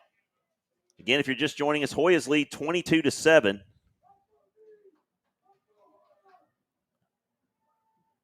As Nair awaits the snap. Morris Martinez in the backfield. Simpson. Rocket motion across the back. He's got a man across the middle. His Walkabout. He's got the 1st down at the 45-yard line. Number 81, the wideout, making the catch. And there was just an empty hole in that Hoya zone. God, the holding by this offensive line is so – I don't know if I want to call it good or bad, because they are doing it so blatantly. But because they are not extending their arms, they are not getting called. 1st and 10 at the 45 now for the Wolfpack. 3:25 to go. Hoyas lead 22-7. Handoff to Morris Martinez. Bounces it to the outside. Can't get there, and guess who? Ulrich Johnson shed the blocker and really probably kept Martinez from getting up not just a 1st down, but probably much, much more. Yeah, because that was a 3-yard pickup right there. And if he doesn't make that tackle, that's a 1st down minimum. So great job by Johnson there for that tackle. He wrapped up and he held on, and that's how you do it. So Martinez goes out. Morris Martinez goes out. Harrell is in now. Send a man in motion. That's Smith on 2nd down and 7. 2:40 to go. Looking down the sideline, wide open and driven out of bounds, but not before they pick up the 1st down at the 33-yard line. And boy, goodness gracious. Yeah, blown coverage there by the Hoyas. Just didn't have a guy over the top on that side of the field. The corner released him to nobody. Very reminiscent of the route Alabama beat Georgia with in the national championship a few years ago. Except the Hoyas tackled him. Nair. He's got some pressure, gets away initially, and he can't. Man, he just keeps going until Reese Bentley says, welcome. And Bentley gets the sack. The cleaner. He is cleaning up so many messes right now. Yeah, indeed. As this gets close to the 2-minute mark. going to be 2nd down and 12 from the 35-yard line of the Hoyas, as Bentley gets that sack on 1st down. So we got Aldridge in at defensive back now. Of course, the Hoyas lost Smith earlier to an injury. And trying to run it, can't do it. Nice job there. Harrell is taken down. That was Ulrich Johnson again. Yeah, the Hoyas are doing a much better job of just clogging up the middle and clogging up these running lanes that on the last drive, North Paulding was just absolutely blowing through. And so a little bit of an adjustment, it looks like. It looks like we've got the linebackers coming up a little earlier and filling those gaps. It's going to bring 3rd down and 11 now. Nair looks to the sideline. He's got Harrell in the backfield with him. Toss to Harrell, trying to get the edge. He's going to be dragged down short at the 27-yard line. It's going to be 4th down and about a long 4. There will be no punt. And there will be no punting or here. Field goal. Yeah. No, they are straight up going for this. Inside of a minute now. And the clock has stopped. I'm not exactly sure why. Now they're going to wind it. 45 seconds to go on 4th and 4 from the Hoya 27. Timeout us. And we're going to get a Smith Appliance timeout by the Hoyas. Let's see if we can't get some Salon post a GHSA scoreboard updates out there. All depends on whether or not that phone will load. Let's see. Oh, it will. Cherokee 13, Pope 10. That's in the 2nd. East Coweta 3, North Cobb nothing. Let that sink in. That's in the 1st. Etowah 21, Campbell 6. That's in the 2nd. Our score here, of course, Harrison 22, North Paulding 7 in the late 2nd quarter. North Atlanta 21, Wheeler 14. That's in the 2nd. Lassiter 27, Northview nothing in the 2nd. Sprayberry 28, Kennesaw Mountain not yet to score in the 2nd. Cherokee 13, Pope 3 in the 2nd. Woodstock 14, North Springs nada in the 2nd. And Sequoia continues to lead Kell. Wow, 13-0 in the 2nd. Man, that is surprising. Yep. I mean, you got Kell. I knew Sequoia was good. Yeah, Kell, who's got 4 Super 11s. 4 of them. Yep. Wow. Scoreless. Very surprising. Right here, it is not scoreless. It's the Hoyas 22 and North Paulding 7. And, again, worth noting, North Paulding gets the second half kickoff, so a score here could really stem the tide here and change things about this game. 42 seconds to go till halftime. 4th and 4 from the Hoya 27-yard line. Line to gain is the 23, and the Hoyas almost gave it to him on a penalty. I think they may be just trying to draw him off as the play clock is under 10 seconds now, and we're going to get a North Paulding Smith Appliance timeout. Well, and the North Paulding quarterback, he's been doing that hard count all night. But he bobs his head. He's slapping his hands. That is supposed to be a delay of game penalty, or it's a penalty. It's supposed to be because he's moving towards the line when he bobs his head. Anyway, they're not calling it. That may not even be a high school rule. I don't know. Right. But that's what he's using, that hard count that you talked about, to try to get the Hoyas to go off sides there or jump off sides, and they almost did. Yep. Stephen Burton joined the fan club. We would encourage everybody. He's also a super fan now, our latest super fan. We encourage everybody to join our fan club, become a super fan. If you're listening right now, it's easy to do. Nobody better than you, kid. Carrie Stevens. I think Carrie Stevens should do it. She's always listening. Yeah, so we appreciate you guys. Jesse Woodward is listening. Emily McGinnis, Randy Crump. Let's see. Mr. Martin is listening as well. All you guys that are ride or dies, you guys need to be in that fan club, become a super fan, along with all of our others. Doesn't cost you nothing. Nada.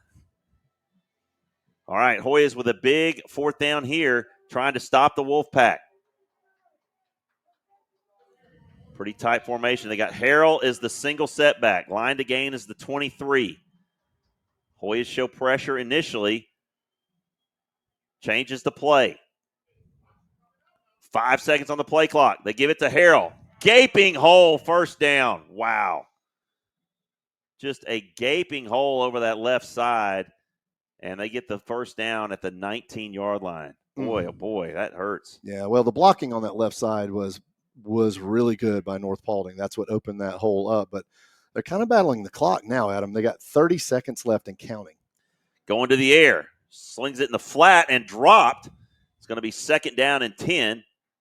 Actually, that's the best case scenario for them, because if he catches that and goes to the ground, the clock continues to run. So the clock will stop with 20 seconds left on that dropped pass. And the Hoya defense just needs to stand tall for about 2 more plays, Adam. Yep. No, they just put it to 24 now. Okay. All right. So at 2nd and 10, little recap here. They have the ball at the Hoya 19-yard line. Hoya's leading 22-7. And that play clock is inside of 10 seconds again. Yeah, I'm not and really he may sure be what waiting to call. He's going to have to call another timeout. And another Smith Appliance timeout by North Paulding. That may be their last one, Terry. I don't know. I don't know either, because our sure. board is never right. So it just really is. That's something you definitely can't count on, is the timeout numbers. Well, the fun thing is I can't even see the board. Well, there you go. Because I've got this. Giant, so there's that. Giant partition. Yeah.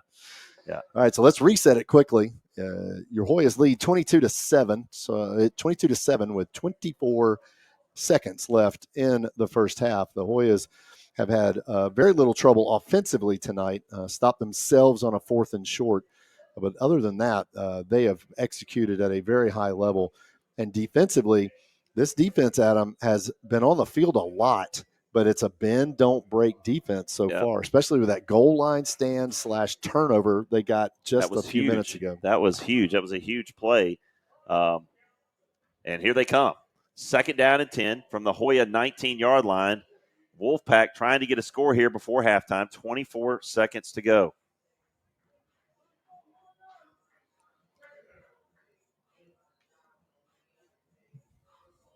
Nair's in the shotgun. He's got Harrell behind him now. And again, those 2 big tight ends kind of let you know where everything's going. Fakes it to Harrell. Looking and falling down is the receiver at the 5-yard line, and he was wide open. Well, he fell down because the ball was thrown behind him, and he was trying to stop and come back and get the ball, and he just couldn't. It was thrown with a little bit too much hair on it. But that only ticked off 9 seconds at him. So, but again, the holding on the far side is just so awful. And I don't understand what that official over there is looking at, because our guy is past the offensive lineman. The offensive lineman is still pulling on him, and that should be holding. And I know I'm whining, but, I mean, the rule's a rule, right? I mean, come on. All right, 3rd down and 10 from the 19, 15 seconds to go. Out in the flat, and it's dropped again. And the holding is getting to the egregious point at this point, as it looks like they're going to bring the field goal unit on to attempt a 36-yard field goal to get some points with 7 seconds to go. Well, I think it's Mr. Price that's out there yelling holding. He should too, be, because it's every play, and he's right, and he's probably not the only one. So 26-yard attempt here. They put 3 seconds back on the clock. The kick is away. Looks good, and it is good. North Paulding gets on the board with 3 here before halftime. 3 seconds to go. Hoya's leading, and that's going to say that's the last play of the half. They let 3 seconds tick off after the ball went through the uprights. I don't understand. Yeah, and the Hoya coaching staff is they're not going anywhere. Is telling their guys to get back on the sideline, because there should be 3 seconds left. And I think we're going to get an innovation compounding kickoff here, as we should, because there were, in fact, 3 seconds left. Nobody has left the field. Should we have 3 seconds left or no? Okay. Yeah, there should be 3 seconds left. And it looks like they're not going to put any time back on there. Oh, nope. They're going to say, hey, there should be 3 seconds. We're going to have ourselves a kickoff. So yeah. That is not the last play, as it should not be the last play. So the Hoyas are going to have a chance to return this kick. And, boy, wouldn't that be something? Oh, that'd be pretty. Wouldn't that be something if you house this kick? Yep. So we will see. as Cowser is going to be back there to return this kick. Cowser and Trice. And we know both those guys have some speed. They do. All they need is a crease and a chance. And Trice has been close a couple of times. He's had some good returns. See what the Hoyas do here on this innovation compounding kickoff. They may just pop this one up. That would be a mistake. Nope, they're going to try and drive it in the end zone. Which means we'll get a play. And that's in the end zone. So the Hoyas will have one play with 3 seconds to go. And no DJ Huggins. I saw him head to the locker room already.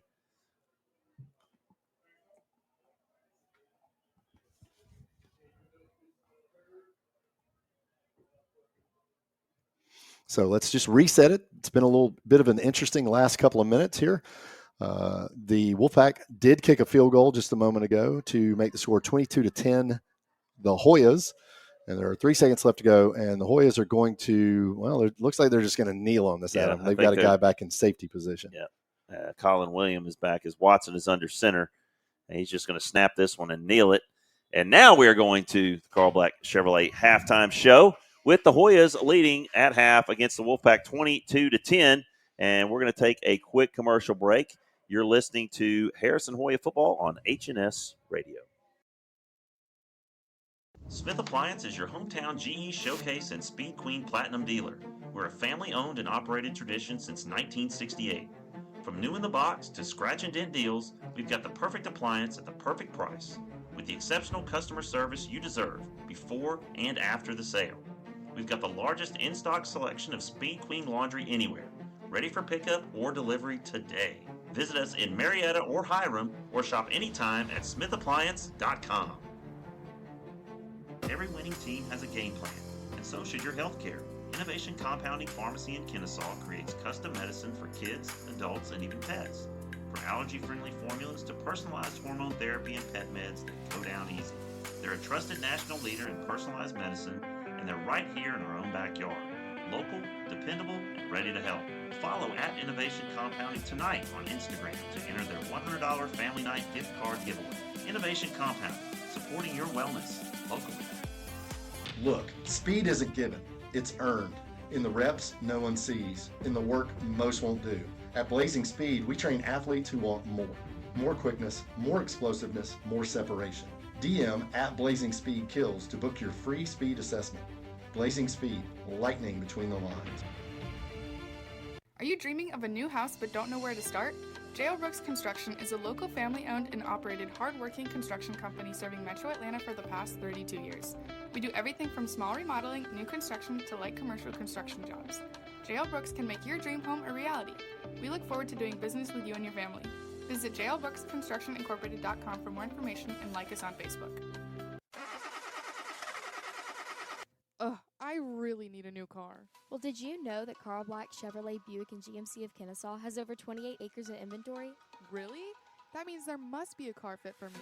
Of course. Just visit www.carlblackkennesaw.com to see their latest specials and to find your dream car today. Looking for home appliances at an affordable price? Smith Appliance is the way to go. They've been serving the Atlanta area for over 55 years with at-home delivery, trusted brands, and exceptional customer service. Smith Appliance has your back. Visit their Hiram or Marietta locations or visit their website at smithappliance.com for more information. Smith Appliance, committed to working for you. Are you looking for a real estate agent with the experience, the tools, and the know-how? Located in Kennesaw, Don Brooks and other RE/MAX associates ensure you find just what you're looking for. They've been serving the Metro Atlanta area for over 32 years, and a large sum of their profits go to help the Children's Miracle Network hospitals across the U.S. and Canada. For more information, you can visit www.remax.com or visit them via Facebook or Twitter. Hoya fans, is your hair looking more like a fumble than a touchdown? Since 2020, Salon Posta has brought luxury, style, and confidence to every client who walks through our doors. Whether it's prom, a fresh cut, flawless color, extensions, or a complete hair transformation, our expert stylists deliver the high-end look you've been dreaming of. Located just outside the Marietta Square, Salon Posta is where elegance meets excellence, because you deserve more than just a haircut. You deserve an experience. Book your appointment on salonposta.com and see why we're Cobb County's 5-star salon for style that wins every time. Are you suffering from an injury, pain, or other health problem? A&W Chiropractic can give you relief and stability and address the underlying cause. Join us in embracing the 100-year lifestyle principles of optimal health, longevity, and wellness. Go to www.adjustmyfamily.com or call 678-285-1100 for an appointment. A&W Chiropractic, where your health is our priority. All right, we're back here with the Carl Black Chevrolet halftime show. You're listening, not listening. You're listening to H&S Radio. My name's Terry Kemp, alongside me, Adam Freeman, and we're going to start the halftime show with the Salon Posta GHSA scoreboard. And we got some surprising scores rolling in, Adam. Wheeler has roared back. Get it? Wildcats roared. I hear you. To tie North Atlanta 21-21 in the second. Roswell is taking Walton to the woodshed right now, 24-7 in the second. Pope 16, Cherokee 13 in the second. Sprayberry 35. Kennesaw Mountain hasn't shown up yet. Wow. Almost halftime. Now Sprayberry's good. Yeah, they're good. They are good. But are they 35 points better than Kennesaw Mountain good? Because if they are, in 2 quarters, yeah, we gotta have a reevaluation of some things. Etowah 21, Campbell 12. That's in the second quarter. And here's a big one: Marietta 10, McEacher 9 in the second quarter. And then you throw this one on top of it: East Coweta 10, North Cobb 7 at the end of the first. And then we got a little college football action going on here, and a surprising score out of North Carolina. Wake Forest 7, Kennesaw State 6 at the half. I made fun of Connor in my second period class all week long because he said Kennesaw State was going to beat Wake Forest, and I told him he was not on the right planet. But, boy, I tell you what, if he wasn't at least close for the half. Hey, I mean, good for them. Yeah, I mean, that's I claim them. I graduated from there. Yeah, I'll claim them. Yeah, and here's the thing. I mean, that's an out of conference game for them. They got a check for going over there. I know. This is their first year playing a D1 schedule. Yeah. I mean, they're not even eligible for the playoffs, which they will never make. But that's a huge half by that program that had a lot of success at the lower levels when they were playing at Division II and whatnot. But to make that jump and then now be able to go up to Wake Forest and just absolutely punch them in the nose in the first half. Now, granted, is Wake Forest, is that a ranked team? No. Is it an ACC team? Yes, which both of those mean something. And but yeah, that's a surprising score. Yeah, that is a surprise, definitely. And along with that Marietta score, I mean, let's just kind of think about that for a second. Marietta's up on McEachern. It's at Marietta. They're playing that at Northcutt Stadium. But and then North Cobb losing to East Coweta. And Walton really seems like they are having a down year because they're getting handled. Now, Roswell's good. We know that. So, anyway, just some fascinating scores coming in the GHSA, the Salon Posta GHSA scoreboard. But let's talk a little bit about this game, Adam, because that was an exciting first half, especially for the Hoyas, who lead 22-10. Yeah, I mean, they came out and just took it right down the field. Donovan Martin gets in the end zone from 30 yards out. Perfect throw, great catch. You're up 6-0. Then there's a penalty on the extra point. Hoyas decide, hey, why don't we try for a 2-point conversion? They get it. Jermaine Hill, now it's 8-0. North Paulding comes right back. Long touchdown pass, 69 yards to make it 8-7. And then Hoyas just pretty much doing whatever they wanted to on offense to put up 2 more scores. Parker Perkins gets loose for a touchdown. And the Hoyas add 1 more to Donovan Martin. He's got 2 tonight. The second touchdown happened so quickly. I didn't even have a good opportunity to get a decent call on it. So my apologies there. But boy, they got lined up so quickly. Quick fake to Jermaine Hill, and quick slant to Donovan Martin for the A&W Chiropractic touchdown. And came back and they hit the 36-yard field goal to end the half. And that's kind of where we are, 22-10. And like you said earlier, there's only one. The Hoyas really just stopped themselves on that 4th down play, they will not. The Wolfpack's going to get the ball coming out here in about 15 minutes here, and that drive is going to be, I think, a defining moment in this game. Oh, it very well could be, yeah, because North Paulding's feeling a little bit of pressure now, being down 22-10. They're going to feel some pressure to come out and put some points up on the scoreboard on that first drive of the second half. And, that you're right, that's going to dictate a lot of things in the second half. But, this Hoya offense is all throttle right now. I mean, it is just getting whatever it wants through the air. And we've ran the ball a little bit, but not a lot. It's been primarily through the air, and North Paulding hadn't been able to stop it. In fact, like we saw on that Donovan Martin touchdown, on that last drive, they were sending everybody to try to slow down our passing game, and it just wasn't successful. Well, and a lot of that, you got to tip your hat to Aiden Watson. I mean, he's so elusive. He made several throws on the run, completed several passes on the run.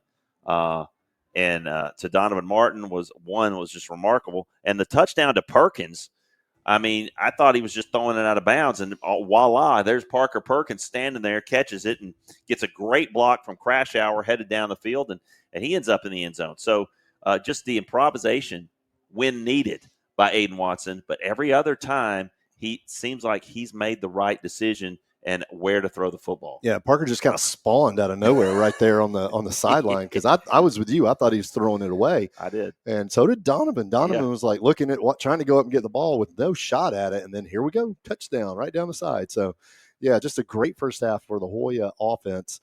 And hopefully we'll see a lot more of that in the second half. And then the Hoya defense, bend don't break, has been their motto tonight. A big North Paulding turnover at the goal line about halfway through that first half really kind of gave that Hoya defense a little bit of a spark. And since then, it's been the field goal, and that's it. Yeah, I mean, they went 80 yards. That was the Donovan Martin quick slant touchdown drive. Big third down catch by DJ Huggins on the 3rd and 10. Went up and got it, kept that drive going after the turnover. But I just realized something, Terry, and we were talking about, making North Paulding go the full 80 yards to get into the end zone. I just realized I had been mistaken that Castro was doing these kickoffs. It's actually Asher Kelly, the sophomore. Oh, okay. Number 94. The numbers from up here, they look so much alike. Okay. And so that may answer some questions. And I did notice at the end of the game last week that he was limping and kind of holding his hip flexor area. So I wonder if they're holding him out. I just saw him on the sideline, and he is not in pads. So the kicking duties are going to be Asher Kelly's tonight. So that's something to think about down the road, should it come down to, an extra point or a late field goal like it did last year. Yeah. So lots of little backstories with this game. Again, nuances. Again, it's something that, I think you got to love about the game of football. A lot of people just look at the scoreboard and they don't see sort of the back and forth and kind of what's going on behind the scenes. Like, hey, how important was that field goal? Yeah, they only got 3, but getting the ball back to start the second half, that could be, 10 points. What was 22-7, now all of a sudden it's 22-17. Now you're looking at a completely different ballgame. Yeah, and football is very chess-like from that standpoint, because you have to be thinking 2 and 3 plays ahead. You have to be thinking 2 or 3 possessions ahead. What are we going to do? And so, and we talk about it all the time in the game, is that adjustment part of the game. That's big. I mean, that is really a huge part of any football game. And our staff really, really seems to be some of the best at making adjustments early in the game that really set up these young men for success defensively and offensively. Yeah, quick shout out to the bands from both North Paulding and Harrison. North Paulding just finished their performance, and the Hoyas are about to head out here with about 8 minutes to go in halftime. So they're going to have their performance here as they get started, as well as you got the color guard behind them. And I've got a couple of those young ladies that are on the color guard. They're in my classes, so they wanted me to shout them out for their effort and for their participation out here tonight. They've got their perspective competitions as well. It's their Friday night too. It is. And as long, It's not me anymore, but as long as they're not twirling those things on the basketball court and dropping them, I don't care. Yeah. And it's not my care anymore. Coach Davis, that's all you. Wait till Winter Guard makes their appearance in the gym. Yeah, you've dealt with a couple dropped rifles there, haven't you? Oh, yeah. Brock and I have had some long discussions about how many dents there are in the floor from that particular activity, but we try to share. And so, again, not my circus anymore. Not my circus, not my monkeys. No, sir. Well, I want to shout out some of our newest super fan, Stephen Burton. About time, big fella. Nobody better. Here we go. Here we go, kid. But yeah, Amy Perkins, your boy Parker got in the end zone. What a play that was. Lucy, Matthew, Sam Praser, Mark Stevens. You know Parker's grandfather's on here, too. He's on here. Yeah, that's Pops. That's Parker's grandfather, and he was one of our first listeners tonight, and we appreciate him. And, of course, all of you listeners, Derek Huggins, Mark Stevens, A. Sherm, Watts is back with us, as well as Randy Crump, Tennille Slapkus, Heather McBride. Who else? Oh, how could I forget? We've got one of our favorite listeners of all time.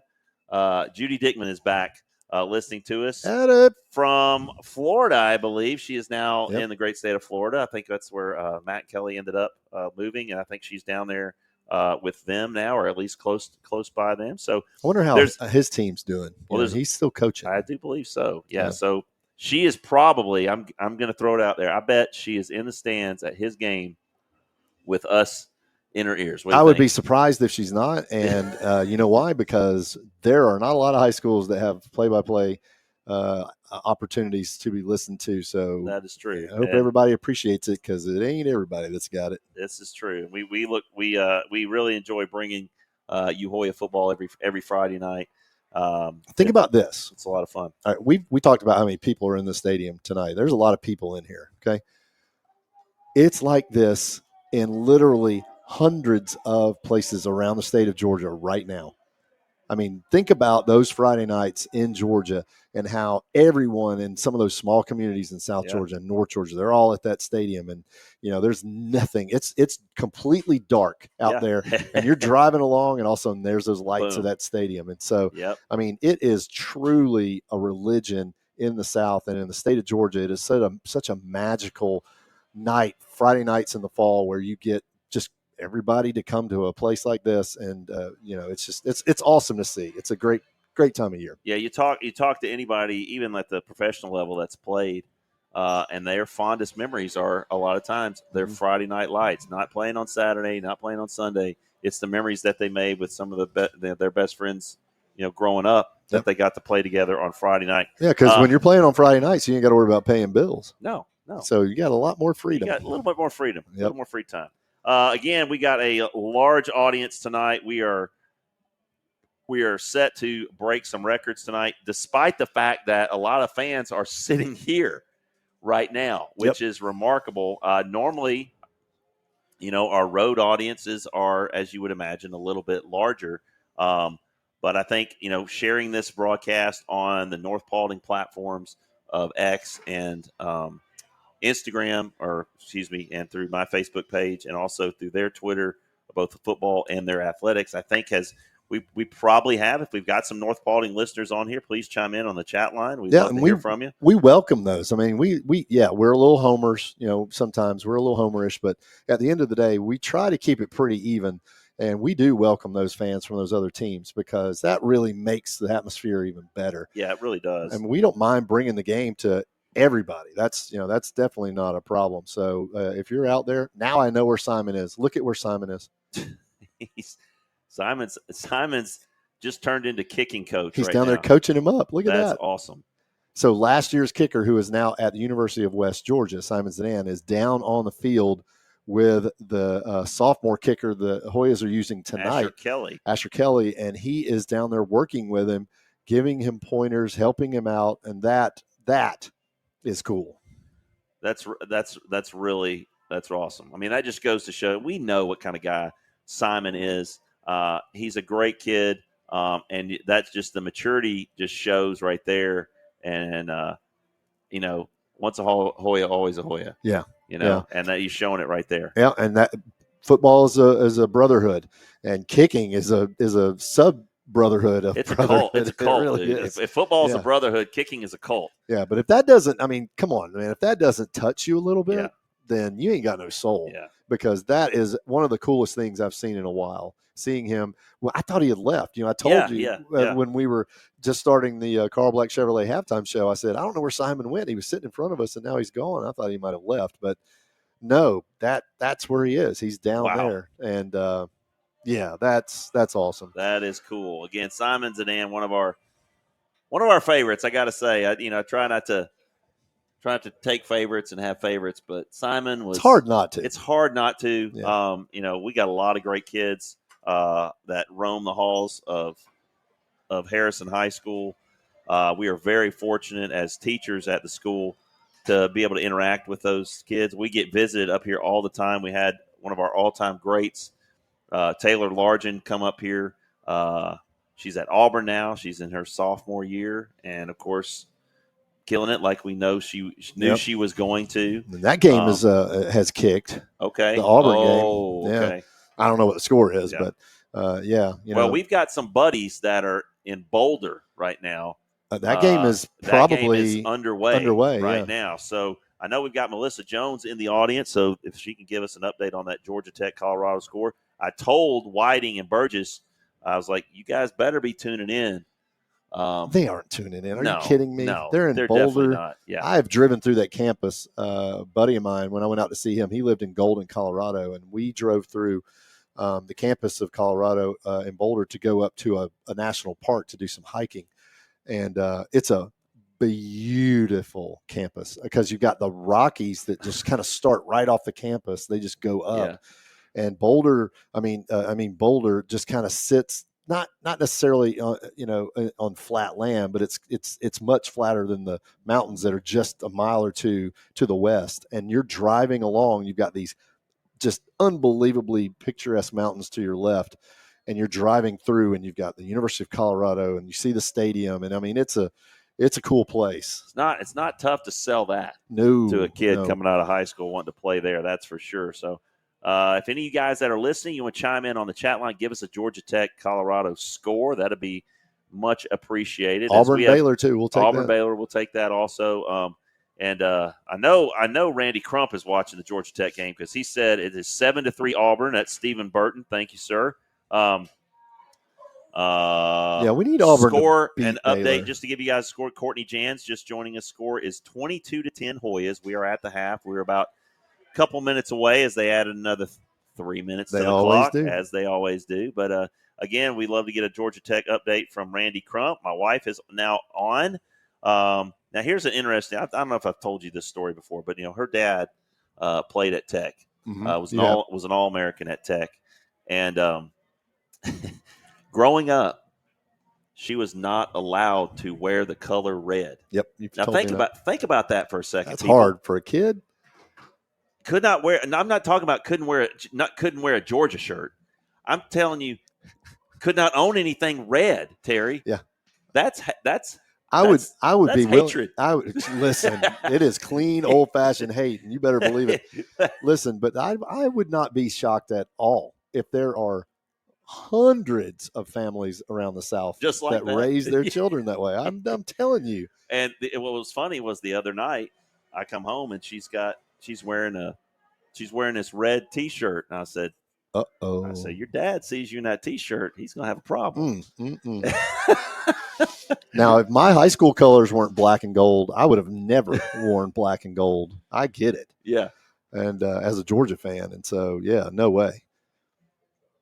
So they continue to warm up here. Hoyas, again, we'll start on defense when we start the third quarter. Again, you're listening to the Carl Black Chevrolet halftime show. Adam Freeman and Terry Kemp, HNS Radio, bringing you Harrison Hoya football, where the Hoyas lead at the half 22-10. And at this point, everything has pretty much gone right on offense with the exception of the one failed fourth down conversion. Hoyas lead the turnover battle 1-0, and it was an enormous turnover. Huge. And if you think about it, they also lead the penalty battle, because I think the Hoyas only have that one offsides penalty. I mean, correct me if I'm wrong, but North Paulding's had at least 3 or 4 penalties, and probably should have about 10 times that for holding, but that's a different story. And so, 7-3 Colorado over Tech. All right, that is, and my man Randy Crump stepping up. I knew he would know because I talked to him last night. He called me, Terry, and this was kind of cool because I taught with him for several years. He was an icon here in the wrestling program, soccer program, and he calls me out of the blue, and he called me just to make sure he knew how to listen tonight. That's awesome. That's pretty cool. Yeah, that's really cool. And he is an amazing dude. Of course, he was Teacher of the Year here, maybe twice. I know it was at least once, but he may have done it twice. But just a remarkable guy. Both his kids graduated from here, and just awesome. As we get ready for the second half innovation compounding kickoff, we get all the kids out of the end zone. We can get this done. So Asher Kelly set to kick this one off. See if any of Simon's words of wisdom help him get this one into the end zone. As Brody Nair is standing at his 1-yard line to return this one. Again, big audience tonight, despite the fact that it seems like everybody in West Cobb and Northwest Paulding are here tonight. We appreciate you guys. Share the broadcast as much as you can on your social media platforms. We're doing it as well, and this should be a whale of a second half as we get this one going. Kelly about to tee this one up.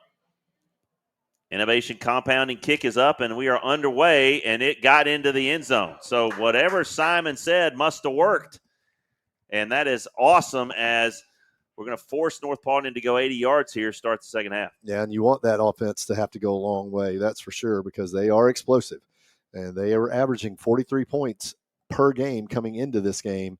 And for the Hoyas to hold them to 10 in the first half, that's pretty good. Yeah, pretty impressive.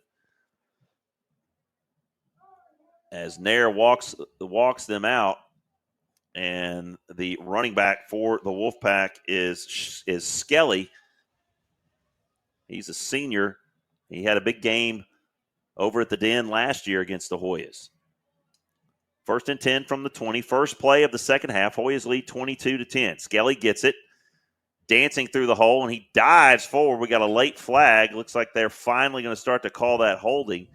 So that will negate about an 8-yard run by Skelly, we think. Well, if they mark it off from where the flag was thrown, it's going to be 2nd and 22. But I bet they don't. I bet they put it right at the line of scrimmage. And it's that hidden yardage that you talk about. Yep. He's actually standing at the 21, Terry, and and he hasn't walked it yet. Well, the line of scrimmage was at the 20. Yeah, but I thought he was. The flag landed back at the 18. He hasn't even walked it yet. Now he's walking it. He's walking it from the 20.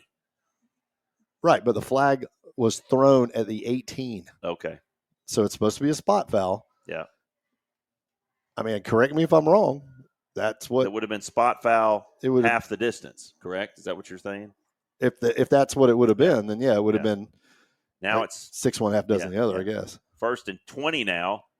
Trying to get the edge is Morris Martinez.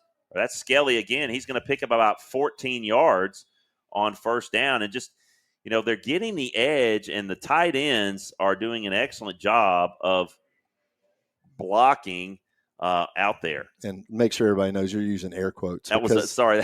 That is what it is, and that's the way it's taught. If you can get away with it, that's textbook blocking. David Hines and I talked about it last year after the game. I called him that Saturday. I was like, man, they were so good, and he knows that guy that teaches it over there or that coaches it. Going to bring up 2nd down and 6 from their own 24-yard line. Nair across the middle, caught this time for the 1st down. And, boy, just bowling over Hoyas up to the 40-yard line is big number 0, Amundi. And he's been really active in the run game. That's his first catch tonight. Yeah, and he's a big guy. So you're going to have to tackle him low out in space. Hoyas did a good job with that. Paid the price a little bit because that's what happens in football. But, yeah, that's another 1st down for North Paulding. And, again, that's why it's so important to make them go 80 yards. So the ball already up to their own 40, 11:24 to go. Clock is ticking. Again, those 2 big tight ends, Amundi and Cottingham. And rolling right is Nair. Cottingham's wide open. He's going deep down the field. Trying to get Davis. He's got it at the 10, tackled at the 6. And the slant pattern rears its ugly head for the Continues. first time. That was a deep post, still giving up the face. That's what happens. The only way you're successful on that is if the receiver cuts in front of you. And the Hoyas had done a good job of not letting that route bite them up until this point. But now here we go, North Paulding right back down inside the 5-yard line. So huge chunk play, gain of 56 on that one. And Hoyas running guys out late as they've got a heavy package. They've got the Wildcat with Morris Martinez. And he gets stood up and driven back at the 4. And they're going to give him forward progress to the 3. Hoyas are lucky to make that stop at him because they were so discombobulated right before the snap. Yeah, you had guys running out literally they had to right run before. a man on a late. I believe that was number 23. Dylan Williams got out there late, a late substitution. But a nice stop. Morris Martinez again in the Wildcat. 2nd and goal from the 4. Little stutter step, and he's going to burst to the outside and score for the touchdown. Morris Martinez cuts it to 22-16, and that only took 1 minute and 44 seconds, Terry. Yep, and again, we've talked about it. This offense from North Paulding is a big play offense. They can score a lot of points. They can score quickly, and that's why you want to make them go 80 yards, but unfortunately, they did. And they did it in 4 plays relatively easily, and we're an extra point away from a 22-17 game, and it's good, and that's where we're at, folks. We told you this was going to be a good one. We told you it was going to be close and going to be full of offense, and we've been right so far, and now the pressure shifts to the Hoya offense. Yeah, got it. You have to react to that. You have to answer that score by North Paulding, because if you don't, you're going to have to be right back out on the field and stop that offense. Hey, you got some more scores. Let's go to a quick Salon Posta GHSA scoreboard. South Cobb 21, Drew 7. That's at the half. South Cobb looking to possibly get their 2nd win of the season. Everybody just hold on right now. Kennesaw State 9, Wake Forest 6 in the 3rd. Wow. I hope Connor's listening to this. I doubt he is because he's at the game. Okay. And I just want to tell him how wrong I was. And North Cobb is taking the lead over East Coweta 20-10. Hillgrove 21, McIntosh nothing. And I don't have an up-to-date Marietta McEachern score. So back to return are Trice and Kauser as Nair kicks it away. This one is deep and about 6 yards deep in the end zone. Hoyas will take over at the 20. So Watson brings the Hoyas out. It'll be interesting to see if DJ Huggins comes out with them. He is. There's number 11. I know he got into the locker room early, but he is back out there for the Hoyas. So you've got Martin.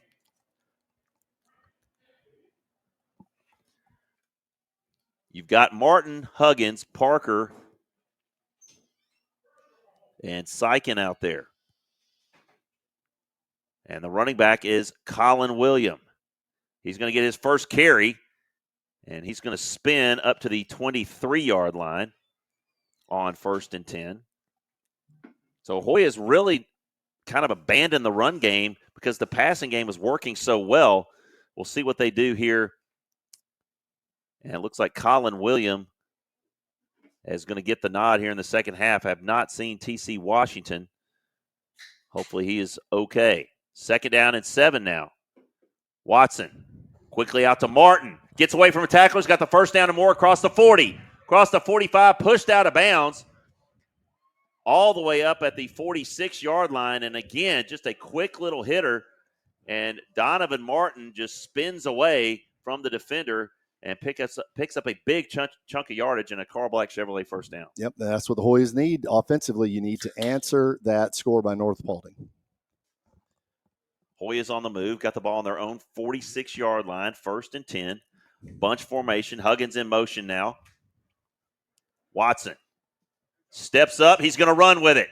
Makes a man miss, puts his shoulder down, falls forward. He's going to have the Carl Black Chevrolet first down in North Paulding territory at the 46-yard line. Shows his elusiveness and toughness on that run. Yeah, back-to-back Carl Black Chevrolet first downs for the Hoyas right there. And, the North Paulding Wolfpack are continuing to blitz to get him out of the pocket, to get him uncomfortable, but they are not accounting for his legs because the linebackers are not there. Nope.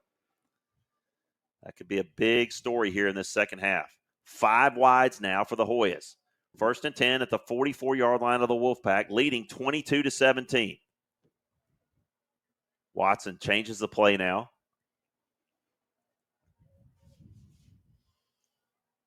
Wolfpack showing pressure off the left side. They back out of it now. And I think we're going to get a Smith Appliance timeout by the Hoyas. Or no, we're going to get a delay of game. As Coach Thompson says, stay out there. I don't need to talk to you. Just watch me. Yeah, North Paulding is going over to the sideline. Don't know what they're doing. Get on the ball, Hoyas. So that's going to make it 1st and 15 from the 49-yard line.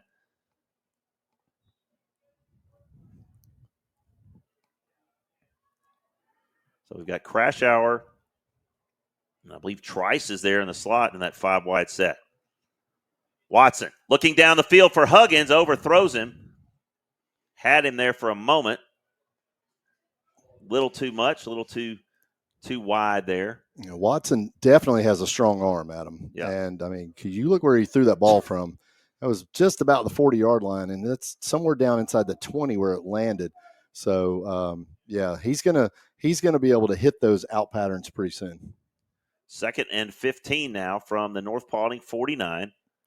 Hoyas lead 22-17, 8:21 to go, third quarter.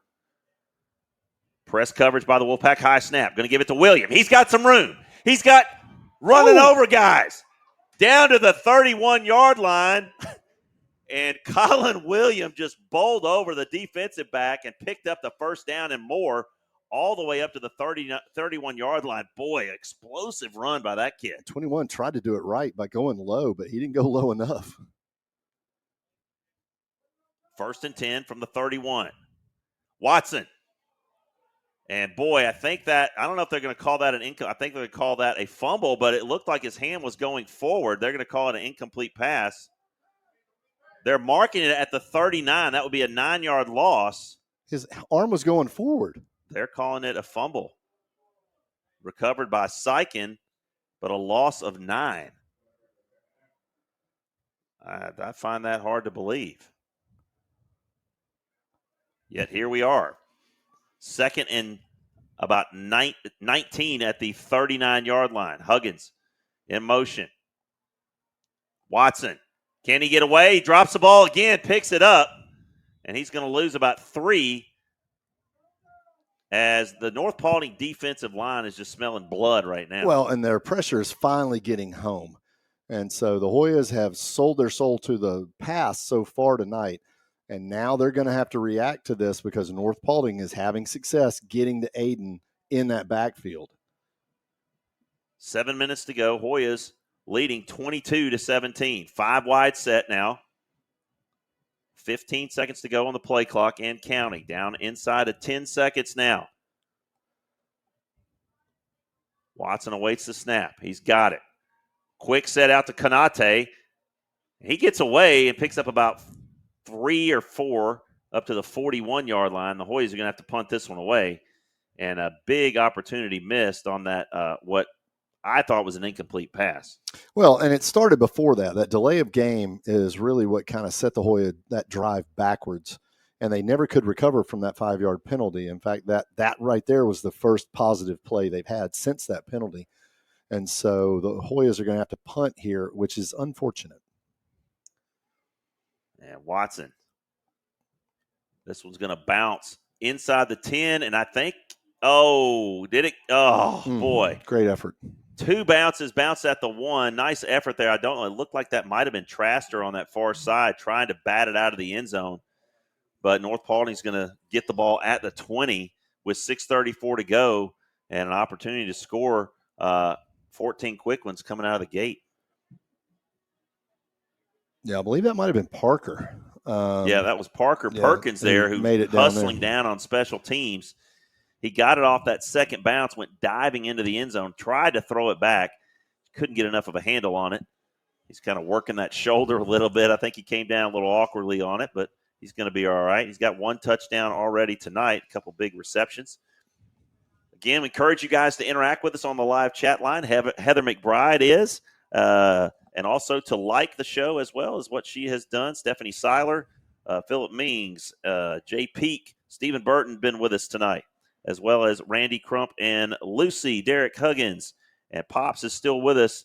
As this is gonna be one of those games, Terry, like you said. Well, they just ran the ball for another first down, about a 12-yard gash, which the Hoyas have not been able to stop them consistently on the ground tonight, and they're going to have to do that if they want to win this game. Nair has it in the shotgun on 1st and 10 from the 32-yard line. Morris Martinez cuts it up inside. He's got more down the sideline. And I think he stepped out of bounds, and there's a flag. That's coming back. And that's definitely coming back. I think they got Umru over there in the backfield with the hold. And I think Coach Stark is rather upset. He's lucky he doesn't get called every play. I mean, let's just be honest. Yeah. I know that's how they're coached, and I know they do a good job of coaching them up. But it only takes a different body angle from one of our players to turn that from a great block into holding. And so, I mean, you live by the sword, you die by the sword. And if you're teaching it that way, you're going to get caught sometimes. So they're going to mark this one all the way back at the 22-yard line. It's going to be 1st down and 20. They've definitely gotten caught more tonight than they did last year. Yeah, already. So North Paulding is seeing something in that run game. And honestly, when they've gotten the holding calls, they've just gone to the pass, and it's been there. So the Hoyas are trying to get some continuity here on defense. 1st down and 20 from the 22 now. Morris Martinez across the right side now. Nice pursuit by Rudd. But he's still going to pick up about 10 yards, make it 11 as they spot it all the way up to the 33-yard line. And it's going to bring up 2nd down and 9. And that little toss sweep, right now there's nothing the Hoyas front 7 has been able to do to slow that down. Once these North Paulding offensive linemen and tight ends get their hands on you, you are not getting free. So that's why they're so successful running the ball. 5 minutes to go, 2nd and 9 from their own 33-yard line. Quick out, Nair to Nair. Can he get the edge? He's tackled in the open field. Nice job out there on the edge, I believe. That was Aldridge, number 4, and he is short of about 3 yards. Tackled at the 39-yard line, going to bring up a big 3rd and 3. But as we all know, this is 2 plays for the Wolfpack. Yeah, they are definitely not going to punt in this situation. They are driving to take the lead here, Adam. Yep.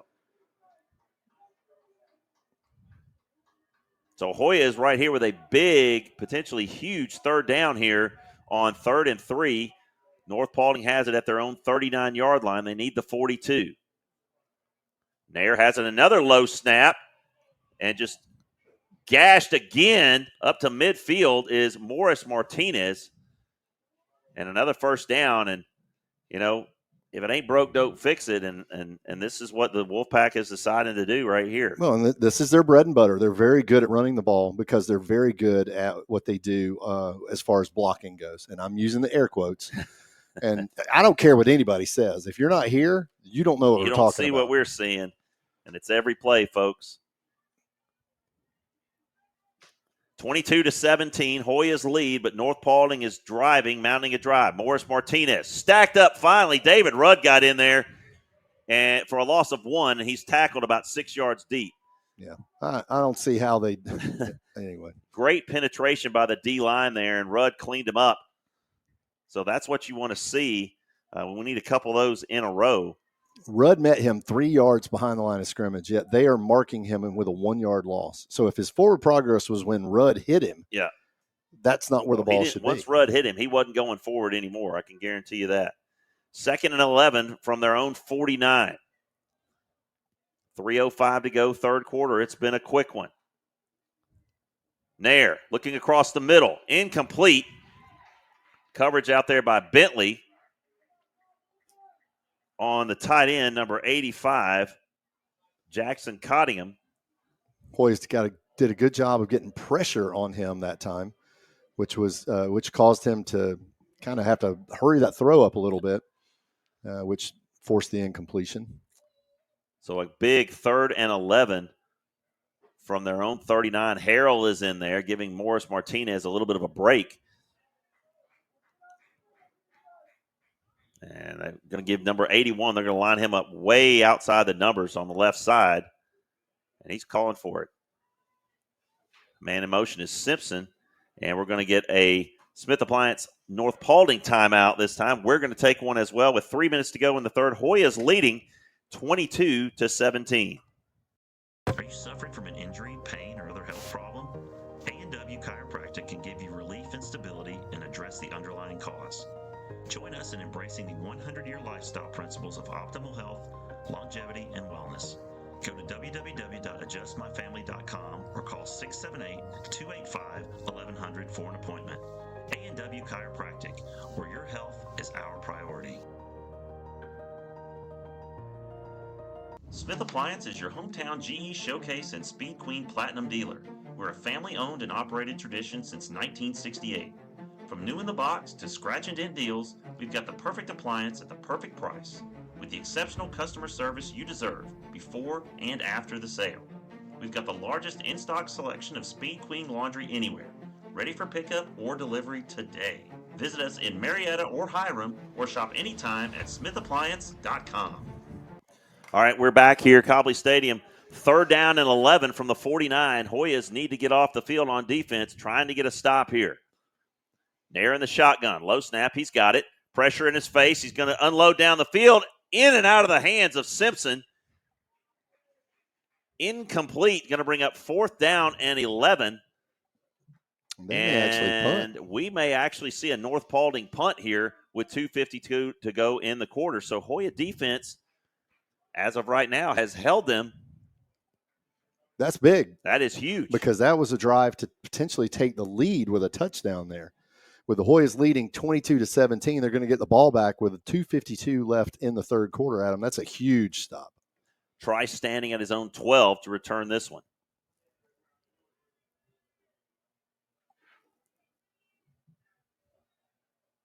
And this one is high and deep. Trice calls for the fair catch and makes it at the 15-yard line. And that's where Watson and the Hoya offense will take over with 2:45 to go here in the third, leading 22-17. So the last drive kind of self-destructed with a couple of fumbles and a penalty. See if the Hoya offense can get going here. Yeah, I need to get them back on track. We're in the second half now. We're going to need points. You can't continue to rely on your defense. Your defense is tired. I see some cramping already going on down there on at least one Hoya, and I'm sure that's a defender. So you're going to have to put some points up. You're not going to win with 22. Not against this team. Paulding. Yeah. Watson in the shotgun. He's got Jermaine Hill next to him. And we've got an immediate whistle, and that's going to be motion on the Hoyas. 2 men in motion. And again, starting this drive like we did the last, moving backwards. It's going to be 1st and 15 from the 10-yard line as Kaylee Guthrie is listening. Bob Hawkins back with us. Stephen Burton. Big John Sykin. He is with us. Appreciate you guys on 1st and 15. Hoyas with 4 wideouts now. Hill is the single setback. Watson again, another flag. And the Hoyas just keep moving backwards. It is now 1st and 20. And the ball is going to be spotted at the 5-yard line. I don't know who's moving out there. Yeah, I didn't see it. I didn't see it either. Normally you'd see like a lineman flinch or something, but I didn't see anything. Doesn't matter what I see, though. Hoyas digging themselves a hole here. 1st and 20 from their own 5-yard line. Watson quickly out to Huggins. He gets across the 15 and is out at the, I believe, 13-yard line. So a pickup of 8 on 1st down. They're going to bring up 2nd down and 12. And at some point, you're just basically baiting them with that quick throw, and the Hoyas are going to go deep. We'll see if they try anything here. 2nd and 12 from the 13-yard line. Watson, high snap. He's going to have to run. He's going to be across the 15, across the 20, spinning down at the 25-yard line. He may have the first down, and they're going to move the chains. Big first down pickup by the legs of Aiden Watson. The pocket collapsed, and he did what he's been doing all along and picked up a huge Carl Black Chevrolet first down. Yeah, you can't. I mean, you just can't. That's exactly what the Hoyas needed right there to get out of that deep hole and get a new set of downs. Huge. 1st and 10 now up at the 25-yard line. Watson takes a snap, looking. He's just going to run again. He's got all kinds of room across the 45, 50. 45, diving, slipping down at the North Paulding 43. Boy, is he fast. Well, and we said this, okay? If North Paulding is going to continue to send pressure, the middle is open, and Aiden Watson probably was told at the half, if you see that much space, you take it. But this is also where we want Aiden to start working on that baseball slide. Yeah, indeed. 2 minutes to go now in the third quarter. Hoyas leading 22-17 and driving. Ball in North Paulding territory at the 44-yard line. Watson in the shotgun. Looking right. Going down the field. Into triple coverage. Is it caught? Oh, my goodness. Donovan Martin snatched it from 3 North Paulding defenders and is tackled inside the 5 down at the 4-yard line. How in the world? He went up and got it. He wanted it more, and that's exactly what it. That's a perfect throw. Unbelievable throw and an even better catch by Donovan Martin. Wow. This could be a backbreaker right here. I tell you what, especially when we were down on our own 5, first and 20. We capitalize on this. It's 95 yards in about a minute. Hoy's going to go 3 wides to the near side now. Watson has it inside the Innovation Compounding red zone. Design quarterback run. Bounces it to the outside. Going to get taken down right at the line of scrimmage, and we're going to get a late flag. That's on North Paulding. And that's going to be on North Paulding. And another flag. Yeah, that's a personal foul, the first one. I don't know what that second flag is. But that first one is a personal foul, late hit on North Paulding. And I told you, it's been chippy all night. All night long. It's a physical game. This is a physical team.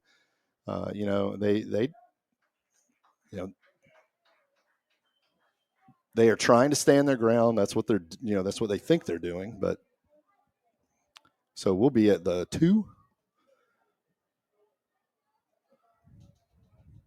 2nd and goal at the 2. Should be first, right? Wouldn't that be a first down? They've got the marker says 2nd down. It should be. Man in motion is Huggins. Going to give it to Hill and pull it out of his belly, and Watson's going to get sacked. That play just had all kinds of bad all over it. Yeah, but it should now be 2nd down. Yeah, they should change that. They've got the marker is wrong on the far sideline because after that penalty, if that was a personal foul, that's an automatic first down. Yeah, I mean, I thought that's what they called. It was dead ball. Yeah. It was a dead ball foul. It should be 2nd down. Line of scrimmage is the 11-yard line. So it should be 2nd and 11 inside the Innovation Compounding red zone with Jermaine Hill, the single setback. Watson looking. He's going to elude one man, and boy, oh goodness gracious. He's going to pick up about a yard.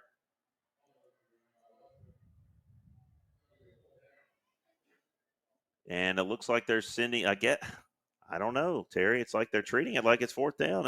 If it was a dead ball personal foul, half the distance to the goal, it should have been a first down. Right? I mean, you're right. You're right. I don't know.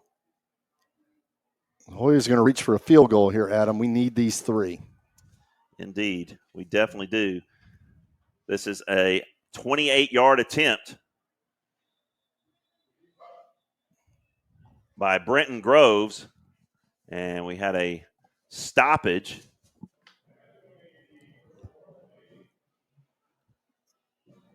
I don't know who called timeout. They nobody never called signaled. timeout. The clock ran out. We're going to the fourth quarter. That was the Okay, that's what it was.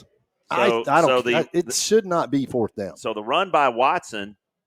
The run by Watson was the final play, as it turns out, of the third quarter. Hoyas come up scoreless in that third, as it is still 22-17. The Wolfpack with one score on their opening possession of the second half. We're going to walk it down, Terry, and we're going to set up for a 28-yard field goal attempt by number 88, Brenton Groves. This is a very important kick right here. Yeah, this will put the Hoyas up 8 and really force North Paulding to have to go for 2 if they do score a touchdown on their next possession, and we're still up 8. So this field goal is huge. So getting ready for the final stanza here, the final quarter of action from Cobley Stadium. Your Harrison Hoyas leading 22-17, about to attempt a 28-yard field goal by Brenton Groves to put them up by 8. So very important here, as the holder is Levi Town, and Groves gets set to kick this one. This will be the first play of the fourth quarter. Hoy is looking to put some points on the board for the first time here in the second half and go up 8. Snap is good. Hold is good. Kick is away. And it is right down the middle. Brenton Groves gives the Hoyas a very much needed 8-point lead, 25-17. As the fourth quarter here gets underway. So again, no time off on the clock on that? None. Yeah, none. So the Hoyas drive down the field after starting basically at their own 5 after the 2 motion penalties. And we're going to have to find out about that penalty, whether or not it was a personal foul, because you remember that second flag came in late, Yeah. so there could have been offsetting penalties. I don't know. Right. If That's that a was the case, yeah. then that makes sense. Yeah. But I never saw the white hat signal a thing. Yeah. So I don't know what happened. That must have been what it was, because the line of scrimmage didn't seem to move that much. So it must have been an offsetting situation. Yeah. Well, at least we got that under control. I mean, we're assuming. We're assuming, yeah. Guys, it's going to be an exciting fourth quarter. If you're listening right now, share this with somebody that you know that has ties to the Hoyas. This one is going to be into the end zone. Nice job there by number 94 for the Hoyas, Asher Kelly. That's the second one. He's stuck in the dark blue turf. And North Paulding's going to have to go the full distance again, 80 yards, to get something done here. Well, and they've proven they can. So we're going to have to that Hoya defense is going to have to come out here and bow its neck and get a stop or 2, especially if the Hoya offense can't put another score on the board, because I still don't think 25 is enough to beat this team. I think you need to be in the 30s. Easily. So, we're going to have to maybe let's get a defensive turnover and a touchdown. We would like that. Nair in the shotgun. Going to hand it to Harrell. He's got 5. He's got 10. And spins away. He's got almost 30 yards. Just poor tackling by the Hoyas. And he picks up 28 off right tackle. And honestly, that's disheartening to see that. I mean, that's, again, but they've been out there quite a bit tonight. Well, and I think we got some that's not our first team defense out there in whole. Harrell gets it again across midfield. He picks up about 5 now, down to the Hoya 46-yard line. And just like that, North Paulding is on the move again, 11:38 to go and counting. Man, we got a couple of Hoyas that are starting to cramp. Well, like I said, the defense has been out there quite a bit. It's kind of one of those unforeseen things about a quick strike offense is your defense ends up being out there quite a bit. So Cows are given a huge cushion to number 5 for the Wolfpack. They're just going to give it to Harrell again. And he gets about 8 yards before anybody even touches him, and he's got the first down up to the 40-yard line. And Khalil Harrell is having himself a night tonight. 11 minutes to go. Hoyas leading 25-17.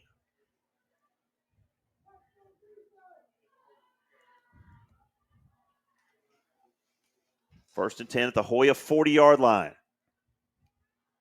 Nair drops back. And there's a hold. He gets it out to his tight end. Doesn't matter. And it does not matter because the hold was called earlier. And that was pretty egregious play. You see where the flag is. Yep. That is a spot foul. Yep. So that should be where they mark the 10 yards off from, correct? Yes. That's how we play football. Okay. So let's see if he marks it off from there.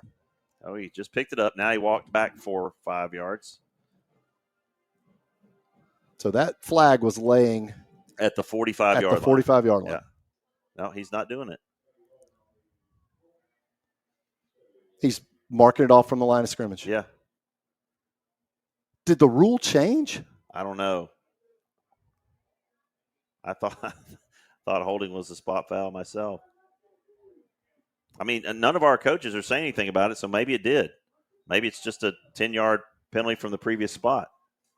When did that happen? I don't know. First and 20, 10:35 to go. You're going to hand it to this time, number 8. And he picks up about 4 or 5. That was Skelly. And he gets up to the 46-yard line of the Hoyas. If they're going to continue to run the ball like this, it is going to shorten the game for them and for the Hoyas.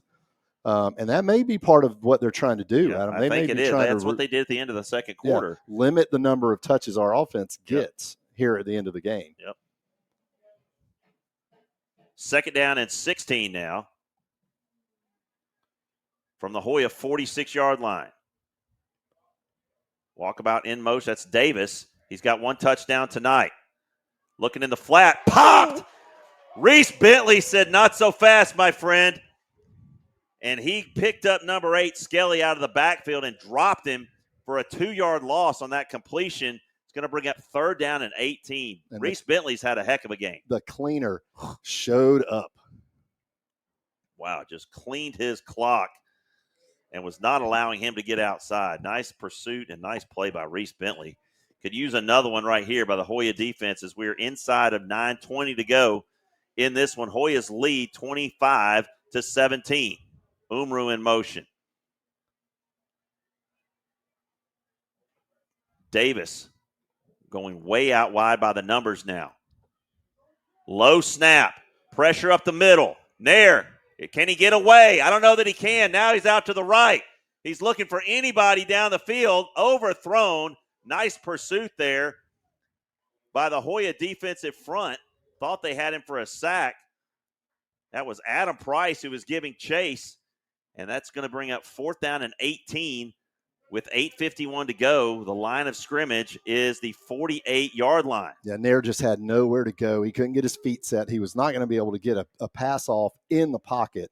So he had to roll out to his right. And even then he was being chased, and he was not going to have a good throw.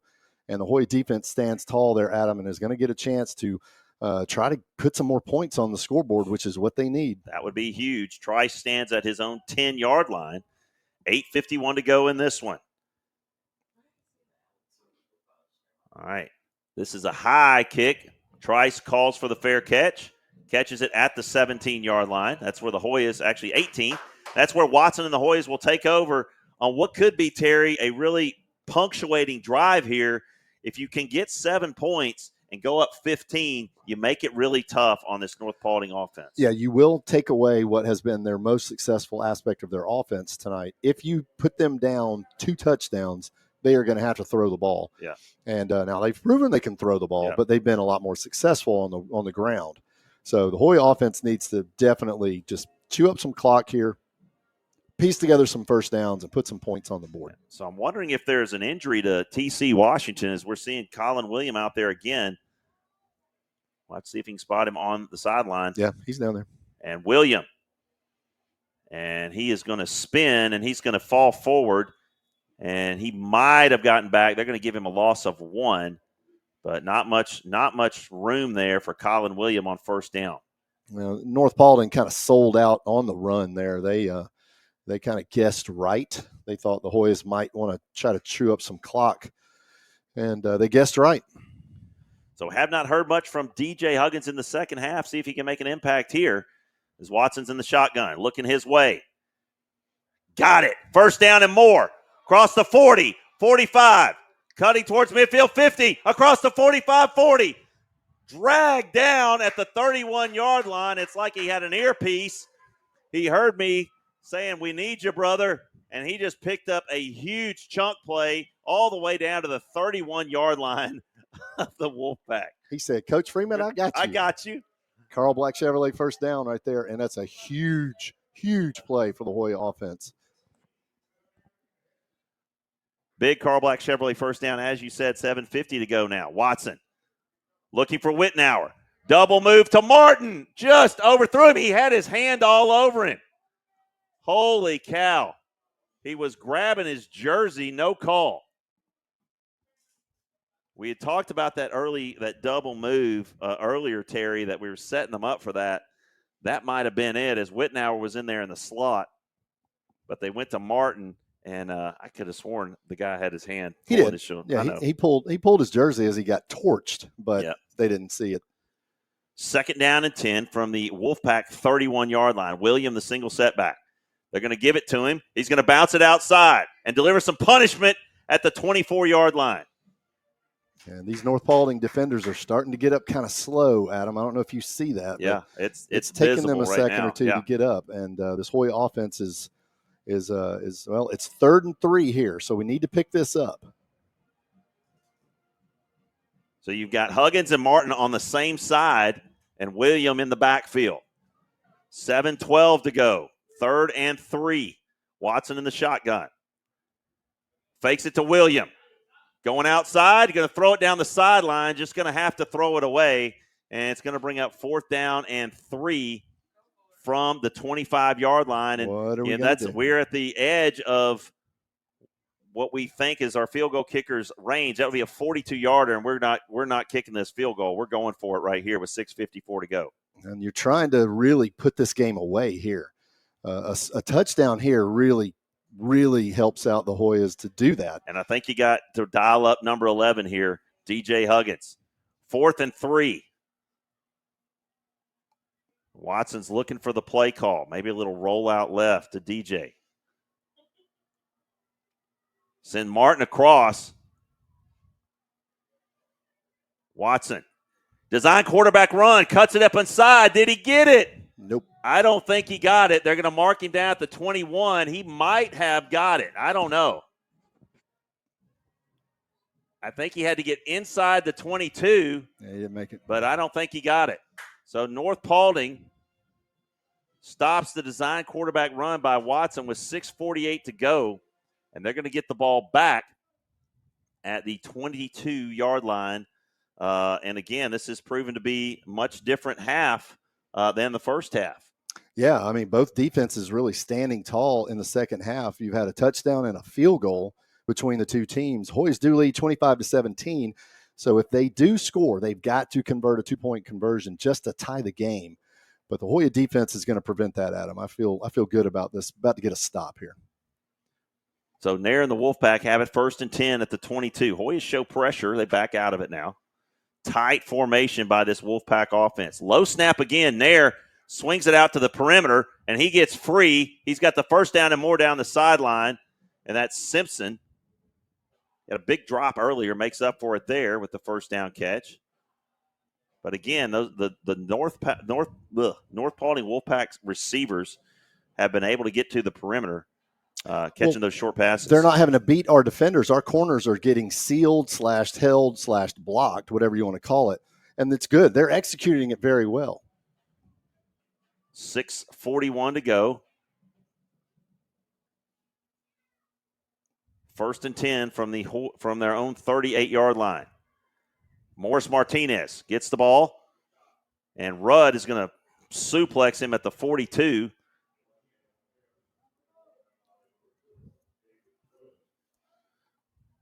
So Rudd has had a solid game tonight.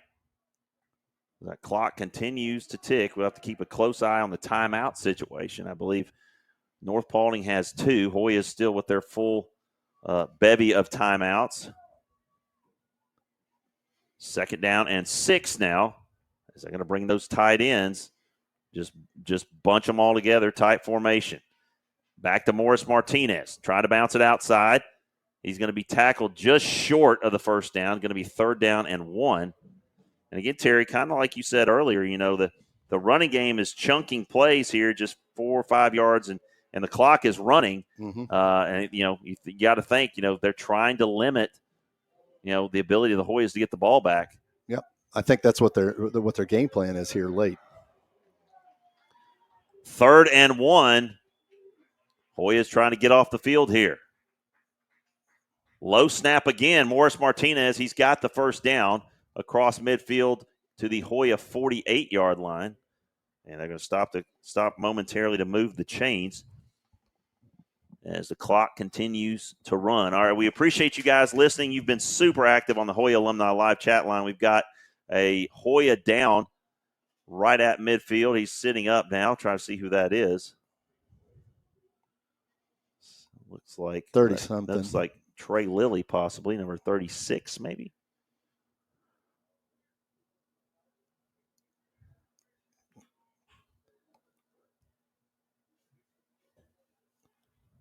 So he is sitting up now. Training staff out there with him. Tamara McIntyre pulling him to his feet.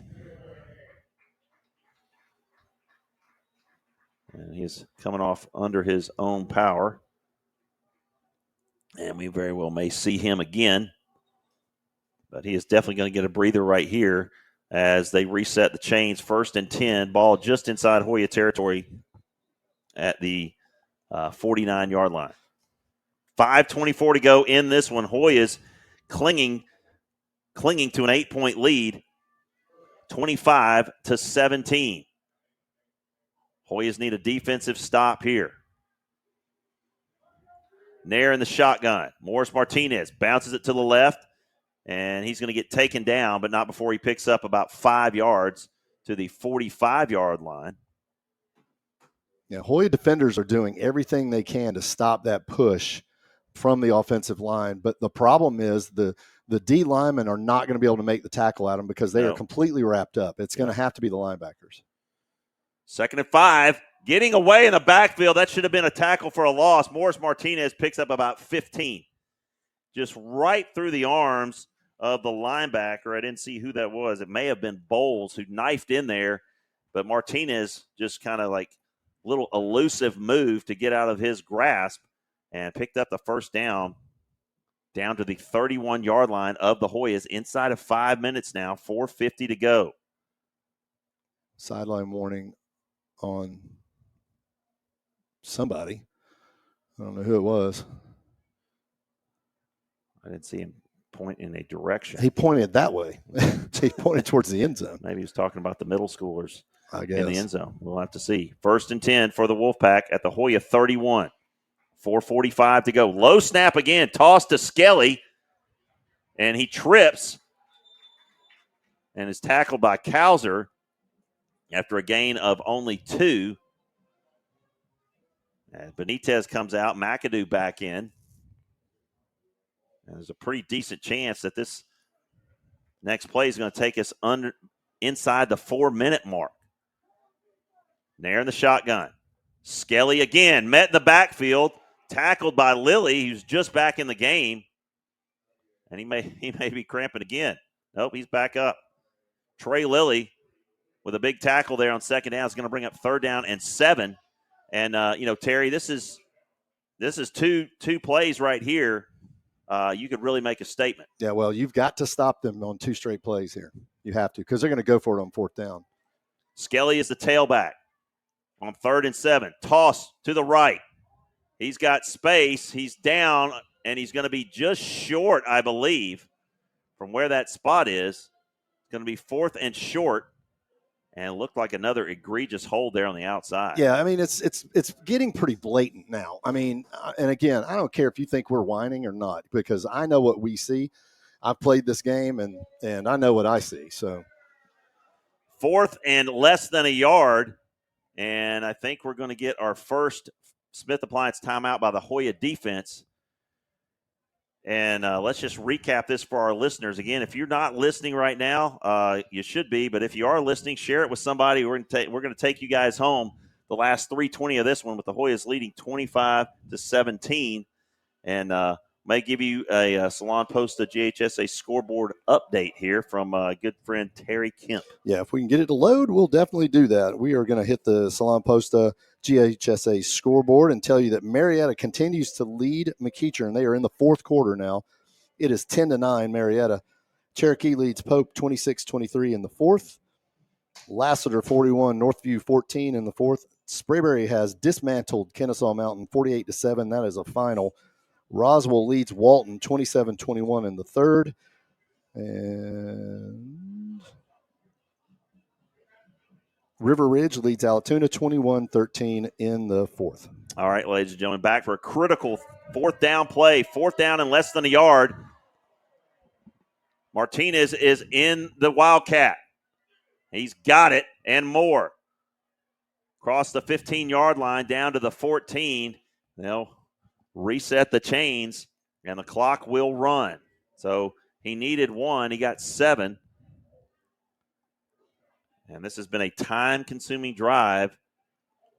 Now they got the chain set. They can start the clock.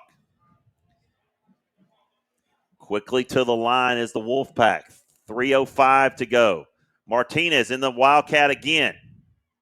Trying to bounce it, find his way for some yardage. And he's going to fall forward and pick up about 7 up to the 8-yard line. So, again, just following those linemen and falling forward is Martinez. And they are running the clock out, or trying to, so that our offense does not have enough time to score if they score here. 2nd down and 4 from the 8.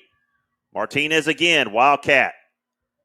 Cuts it up inside, doesn't get very much, if anything, maybe a yard. It's going to bring up 3rd down and 3 from just inside the 8. And when this ball gets snapped, it's going to be under 2 minutes, Adam, with Hoyas leading 25-17, and the defense just holding on for dear life right now because they are gassed. Hoyas with 2 timeouts, Wolfpack with 2 timeouts. And just like you said, Terry, 1:58 and counting. Martinez in the Wildcat. Umru across the formation now. Somebody lost a mouthpiece, and he's going to get dragged backward. I don't think he got it. Nope. He's going to bring up 4th down and 2. 1:40 to go. And again, North Paulding not in a whole lot of a hurry here. They don't want us to get the ball back because they know what can happen and what can happen very quickly. 1:25 to go. Play clock at 22.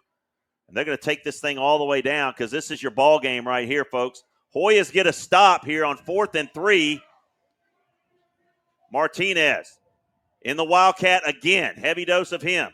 Going to go to the right. He's got the corner. He's walking into the end zone.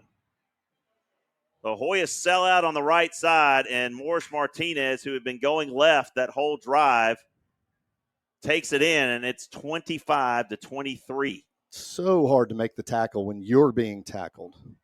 And I don't care what anybody has to say. I know what I see. And if that's the way they teach it, if that's the way they coach it, that's fine. Because, again, if they don't call it, it's not holding. But now this is a huge 2-point conversion, Adam. Yeah. And then you're going to have to survive the onside kick, which is coming. Yep. Hoyas need a stop right here. 25-23. Hoyas lead. 2-point conversion coming. Timeout us. And we're going to get a Smith appliance by the Hoyas, leaving the Hoyas with just 1, with 1 minute to go in this one. Just an enormous, huge 2-point conversion play here. And you're going to see Morris in the Wildcat. I don't see why you wouldn't. Well, I think everything is on the table here for their offense because the run that they've literally run that Wildcat 4 or 5 plays in a row. That is going to set up a little bit of misdirection or a little bit of play action. I don't know. They have had a lot of success running the ball tonight, so I don't know why they'd go away from it. But the Hoyas are going to have to really have a defensive stand here and be ready for all aspects of that North Paulding offense. It could be a throw. It could be a run. So you got Benitez and McAdoo in there at the same time. Rarely do we see that. They've added 3 more seconds to the clock. And this could possibly be, this is do or die for North Paulding, trying to stay in this game with this 2-point conversion. There's Morris Martinez, and the 3 big boys in the backfield with him. Umru again across the formation. Morris Martinez, low snap. I don't think he got it. Reese Bentley got him. Reese Bentley turned him away at the 1. And the Hoya defense prevents the 2-point conversion with 1:03 to go. And they're going to take over at the 20-yard line. North Paulding with 2 timeouts left. And boy, what a stand by that defensive unit. Well, you asked your defense to stand tall at the hardest point of the game because they've been out there all night, Adam, all night. And they stood tall. And I tell you what, Reese Bentley, and it wasn't just him. The entire interior of that Hoya defense completely collapsed that offensive line by the North Paulding Wolfpack. And that just, he was not getting in the end zone if he was going up the middle. Yeah. And he tried to go up the middle. So Hoya's with their hands team out now.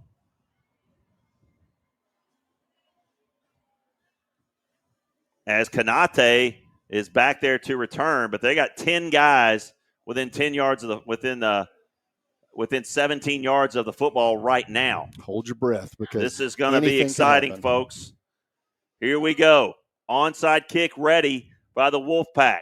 They brought in a different kick. I think that's as near, or it's a different kicker, Terry. Yeah, I can't tell who it is. All the cards on the table right now. And Trice covered it. Corbin Trice covered it at the 47.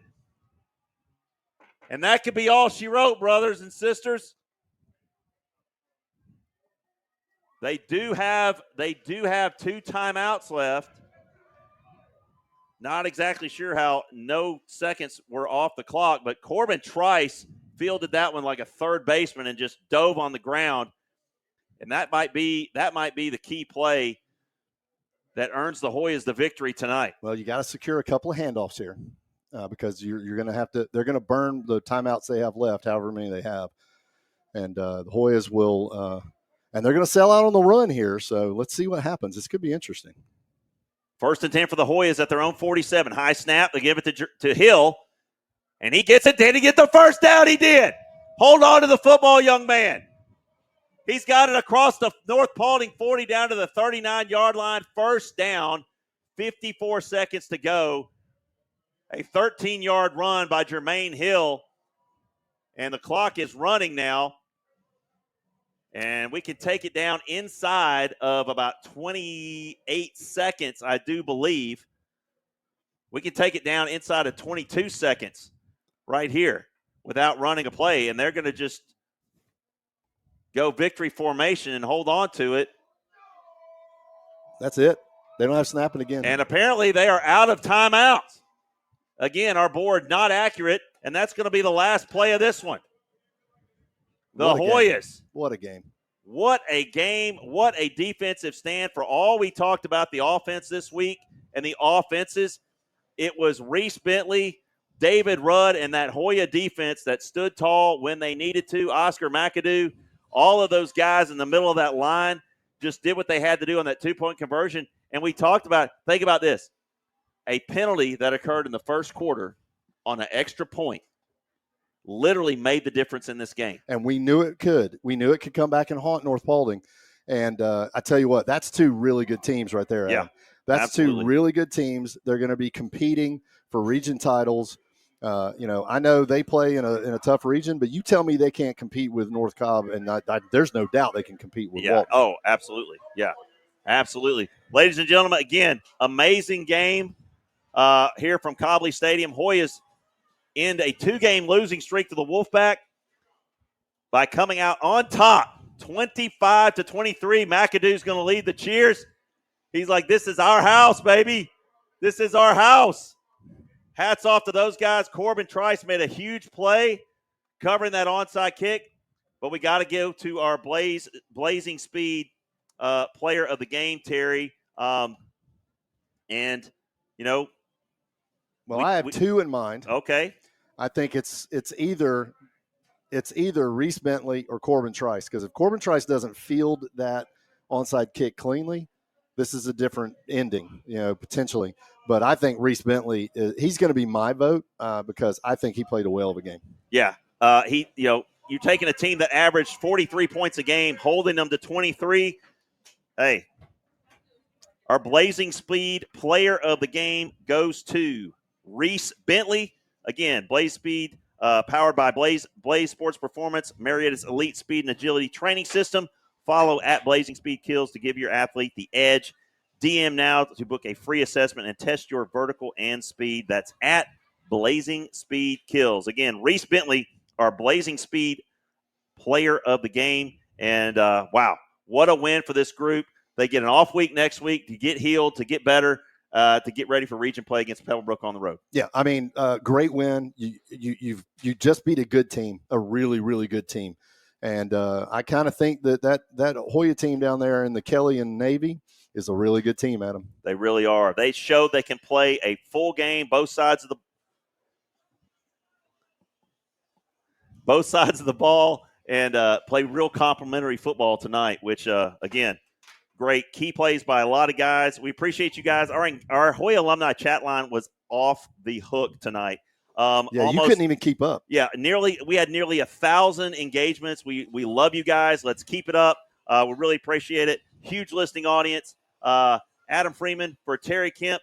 Again, from Cobley Stadium, Hoyas pull one out against the Wolfpack 25-23. We'll be back in 2 weeks from Pebblebrook. You're listening to HNS Radio. Feel the game.